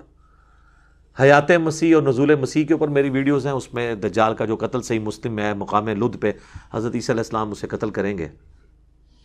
عیسیٰ علیہ السلام 2 زرد چادروں میں جو ہے وہ دمشق کے مینار پہ اتریں گے، اور اس کے بعد وہ نماز، یعنی پہلی نماز تو امام مہدی پڑھائیں گے، اس کے بعد حضرت عیسیٰ علیہ السلام ساری نمازیں پڑھائیں گے، اور مسلم شریف کے الفاظ ہیں کہ وہ تمہیں کتاب اللہ اور تمہاری نبی کی سنت کے مطابق چلائیں گے۔ اور آپ کے بزرگوں نے، یعنی شیخ احمد سرندی جسے آپ کہتے ہیں 1000 سال کا مجدد ہے، اور وہ بھی انہوں نے اپنے آپ کو خود ڈکلیئر کیا ہوا ہے، کوئی حدیث 1000 سال کے مجدد کی نہیں، 100 سال والی ہے ابو داؤد کے اندر، حاکم کے اندر، مشکات میں موجود ہے کہ ہر صدی کے کنارے پہ ایک اللہ تعالیٰ میری امت میں شخص مبعوث کرے گا جو دین کی تجدید کرے گا۔ لیکن وہ شیخ احمد سرندی نے کہا نہیں جی میں تو الف ثانی میں آندہ 1000 سال کا مجدد ہوں۔ ان سے پوچھیں پہلے 1000 سال کا مجدد کون ہے، تو آپ کا کیا خیال ہے وہ کس کو کہیں گے؟ نبی صلی اللہ علیہ وآلہ وسلم کو۔ وہ کہتے ہیں پہلے 1000 سال حضور نے کور کر لیے ہیں، اگلے 1000 سال میں کور کروں گا۔ جی ظاہر ہے وہ عمر بن عبد العزیز تو 100 سال کا مجدد ہے، اگلا مجدد امام شافعی تو 100 سال کا مجدد ہے، ٹھیک ہے۔ تو وہ کہتے ہیں، وہ انہوں نے باقاعدہ مکتوبات میں لکھا ہے کہ اب چونکہ حضور صلی اللہ علیہ وسلم کی وفات کو 1000 سال ہو چکے ہیں، تو اب پہلے مجدد کی ضرورت ہے۔ 1000 سال کو تو نبی علیہ السلام کی دعوت نے کور کیا، اب میں نے، اور پھر اس میں انہوں نے یہاں تک لکھا ہے کہ مجھے اللہ سے امید ہے کہ جو مجھے اللہ نے جو انہوں نے اپنی شانیں کلیم کی ہیں خود ساختہ، اس کا مجھے امید ہے کہ اس کا کچھ حصہ جو ہے امام مہدی کو بھی ملے گا۔ انہوں نے کہا مہدی بھی میرے انڈر ہی ہونا ہے، بے فکر ہو، اور ہونا بھی چاہیے۔ امام مہدی تو 100 سال کے مجدد ہوں گے نا، یا وہ آخری صدی کے مجدد ہوں گے نا، تو ظاہر ہے جو 1000 سال کا ہے وہ 100 سے تو بڑا ہے، ٹھیک ہے۔ ان سے پوچھا گیا یہ 1000 میں، انہوں نے کہا جی اتنا ہی فرق ہے جنہ 1000 تے 100 ہی چوندا ہے، اتنا اس مجدد دے فرق ہے، تو پھر تو ظاہر ہے مجدد صاحب کا تو مرتبہ زیادہ ہے۔ اور وہ کہہ رہے ہیں اس میں کہ جی ہمارے بزرگوں نے کشف کے ذریعے دیکھا ہے کہ حضرت عیسیٰ علیہ السلام بھی جب دنیا میں اتریں گے تو فقہ حنفی کے مطابق عمل کریں گے۔ جی پھر ان کو شرم آئی کہ یہ میں نے بہت بڑا کلیم کیا۔ ان کا نہیں، ان کا اجتہاد جو ہے نا وہ امام حنیفہ سے مل جائے گا۔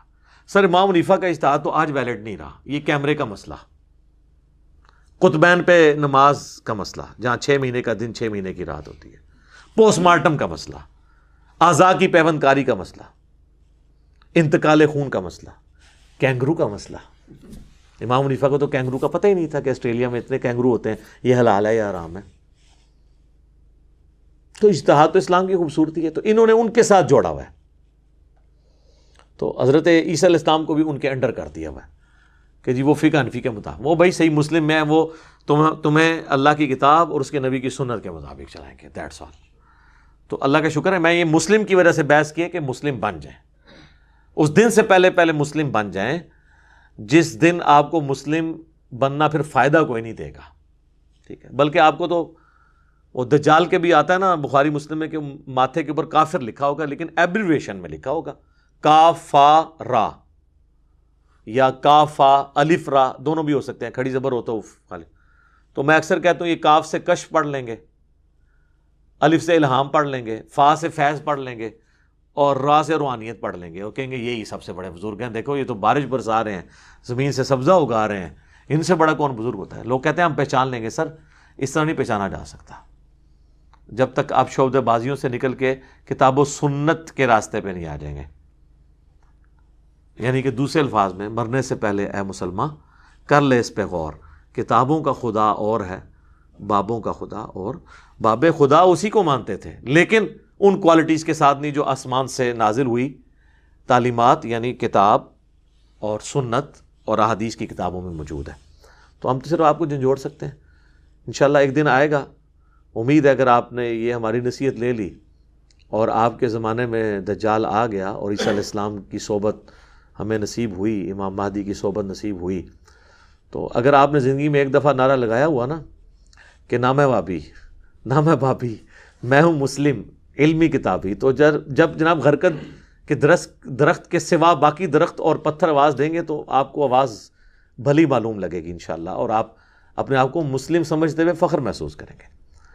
باقی اس کے لیے نبی علیہ السلام کا ایک وظیفہ میں اینڈ پہ بتاتا ہوں. دجال پہ میری کئی ایک ویڈیوز ریکارڈڈ ہیں، نزول مسیح کے اوپر بھی، ہر ٹاپک میں موجود ہے. آج کا ٹاپک چونکہ نہیں تھا، صحیح مسلم میں حدیث ہے جو سورۃ الکہف کی پہلی 10 آیات یاد کر لے گا تو اللہ اسے دجال کے فتنے سے بچا لے گا. تو یاد اسی صورت میں ہوں گی، روزانہ کم از کم ایک دفعہ پڑھ لیں تو خود بخود آپ کو یاد ہونا شروع ہو جائیں گی. باقی یہ جو علماء جو ہے نا وہ قیامت کی نشانیوں کو اس سے جوڑ کے، قیامت تو ہم پچھلے 400 سال سے بنائے بیٹھے ہوئے ہیں. ٹھیک ہے، لوگ تو پہلے کہتے تھے 1000 سال سے اوپر ہی امت جائے گی نہیں. آپ پرانے زمانے کے بزرگوں کی بھی کتابیں دیکھیں نا تو وہ آپ کو لگے گا بس قیامت آئی کہ آئی. فی الوقت جو گیون سرکمسٹانسز ہیں نا، اس میں جو ہے نا وہ آپ اس طرح، مجھے لوگ کہتے ہیں قیامت کی نشانیوں پہ ویڈیو ریکارڈ کرائیں. جی قیامت کی سب سے بڑی نشانی ہے نبی علیہ السلام کا دنیا میں آنا. جی صحیح مسلم میں حدیث ہے، میں اور قیامت اس طرح ساتھ بھیجے گئے ہیں جیسے یہ 2 انگلیاں، درمیان والی انگلی اور شہادت کی انگلی نبی علیہ السلام نے جوڑی. یعنی نبی علیہ السلام کی بعثت ہی قیامت کی خبر ہے. جی قرآن میں بھی ہے نا سر، اقترب الساعہ وانشق القمر، قیامت قریب آ گئی اور چاند 2 ٹکڑے ہو گیا. نبی علیہ السلام کے زمانے میں جو چاند 2 ٹکڑے ہوا تو اللہ نے کہا یہ قیامت کے قریب آنے کی نشانی ہے. ظاہر ہے جی اتنی لمبی انسانی تاریخ میں ہزاروں انبیاء آئے ہیں، ان میں جب آخری پیغمبر آئے گا تو قیامت کی نشانی ہوگا نا. یعنی نبی علیہ السلام کے بعد اب کوئی نبی نہیں آنا، حضرت عیسیٰ نبی امتی کی حیثیت سے آنا ہے. تو حضور کی بعثت خود جو ہے وہ قیامت کی نشانی ہے. باقی وہ جو نشانی ہے جو چھوٹی چھوٹی جوڑتے ہیں اور وہ ضربے تقسیمیں لگاتے ہیں، کبھی یاجوج ماجوج کو لے کے بیٹھ جاتے ہیں، کبھی کچھ لے کے بیٹھ جاتے ہیں. سر جو کام کرنے والا ہے وہ یہ ہے کہ آپ دین پہ چلیں اور جو بیسک دین ہے یہ لوگوں کو سکھانے کی کوشش کریں. تو باتیں تو میں بہت ساری کر سکتا تھا لیکن میں نے کوشش کی ہے کہ میں ایک بلیو پرنٹ آپ کے سامنے اس حوالے سے کاؤنٹر نیریٹو کی شکل میں رکھ دوں. اللہ تعالیٰ سے دعا ہے جو حق بات میں نے کہی اللہ تعالیٰ ہمارے دلوں میں راسخ فرمائے. اگر جذبات میں میرے منہ سے کوئی غلط بات نکل گئی تو اللہ تعالیٰ ہمارے دلوں ہی سے محو کر دے، اسے دھو بھی دے، ہمیں معاف بھی فرما دے، ہمیں کتاب و سنت کی تعلیمات پر عمل کر کے دوسرے بھائیوں تک پہنچانے کی توفیق عطا فرمائے. سبحانک اللہم و بحمدک، اشہد ان لا الہ الا انت، استغفرک و اتوب الیک، وما علینا الا البلاغ المبین. جزاکم اللہ خیرا.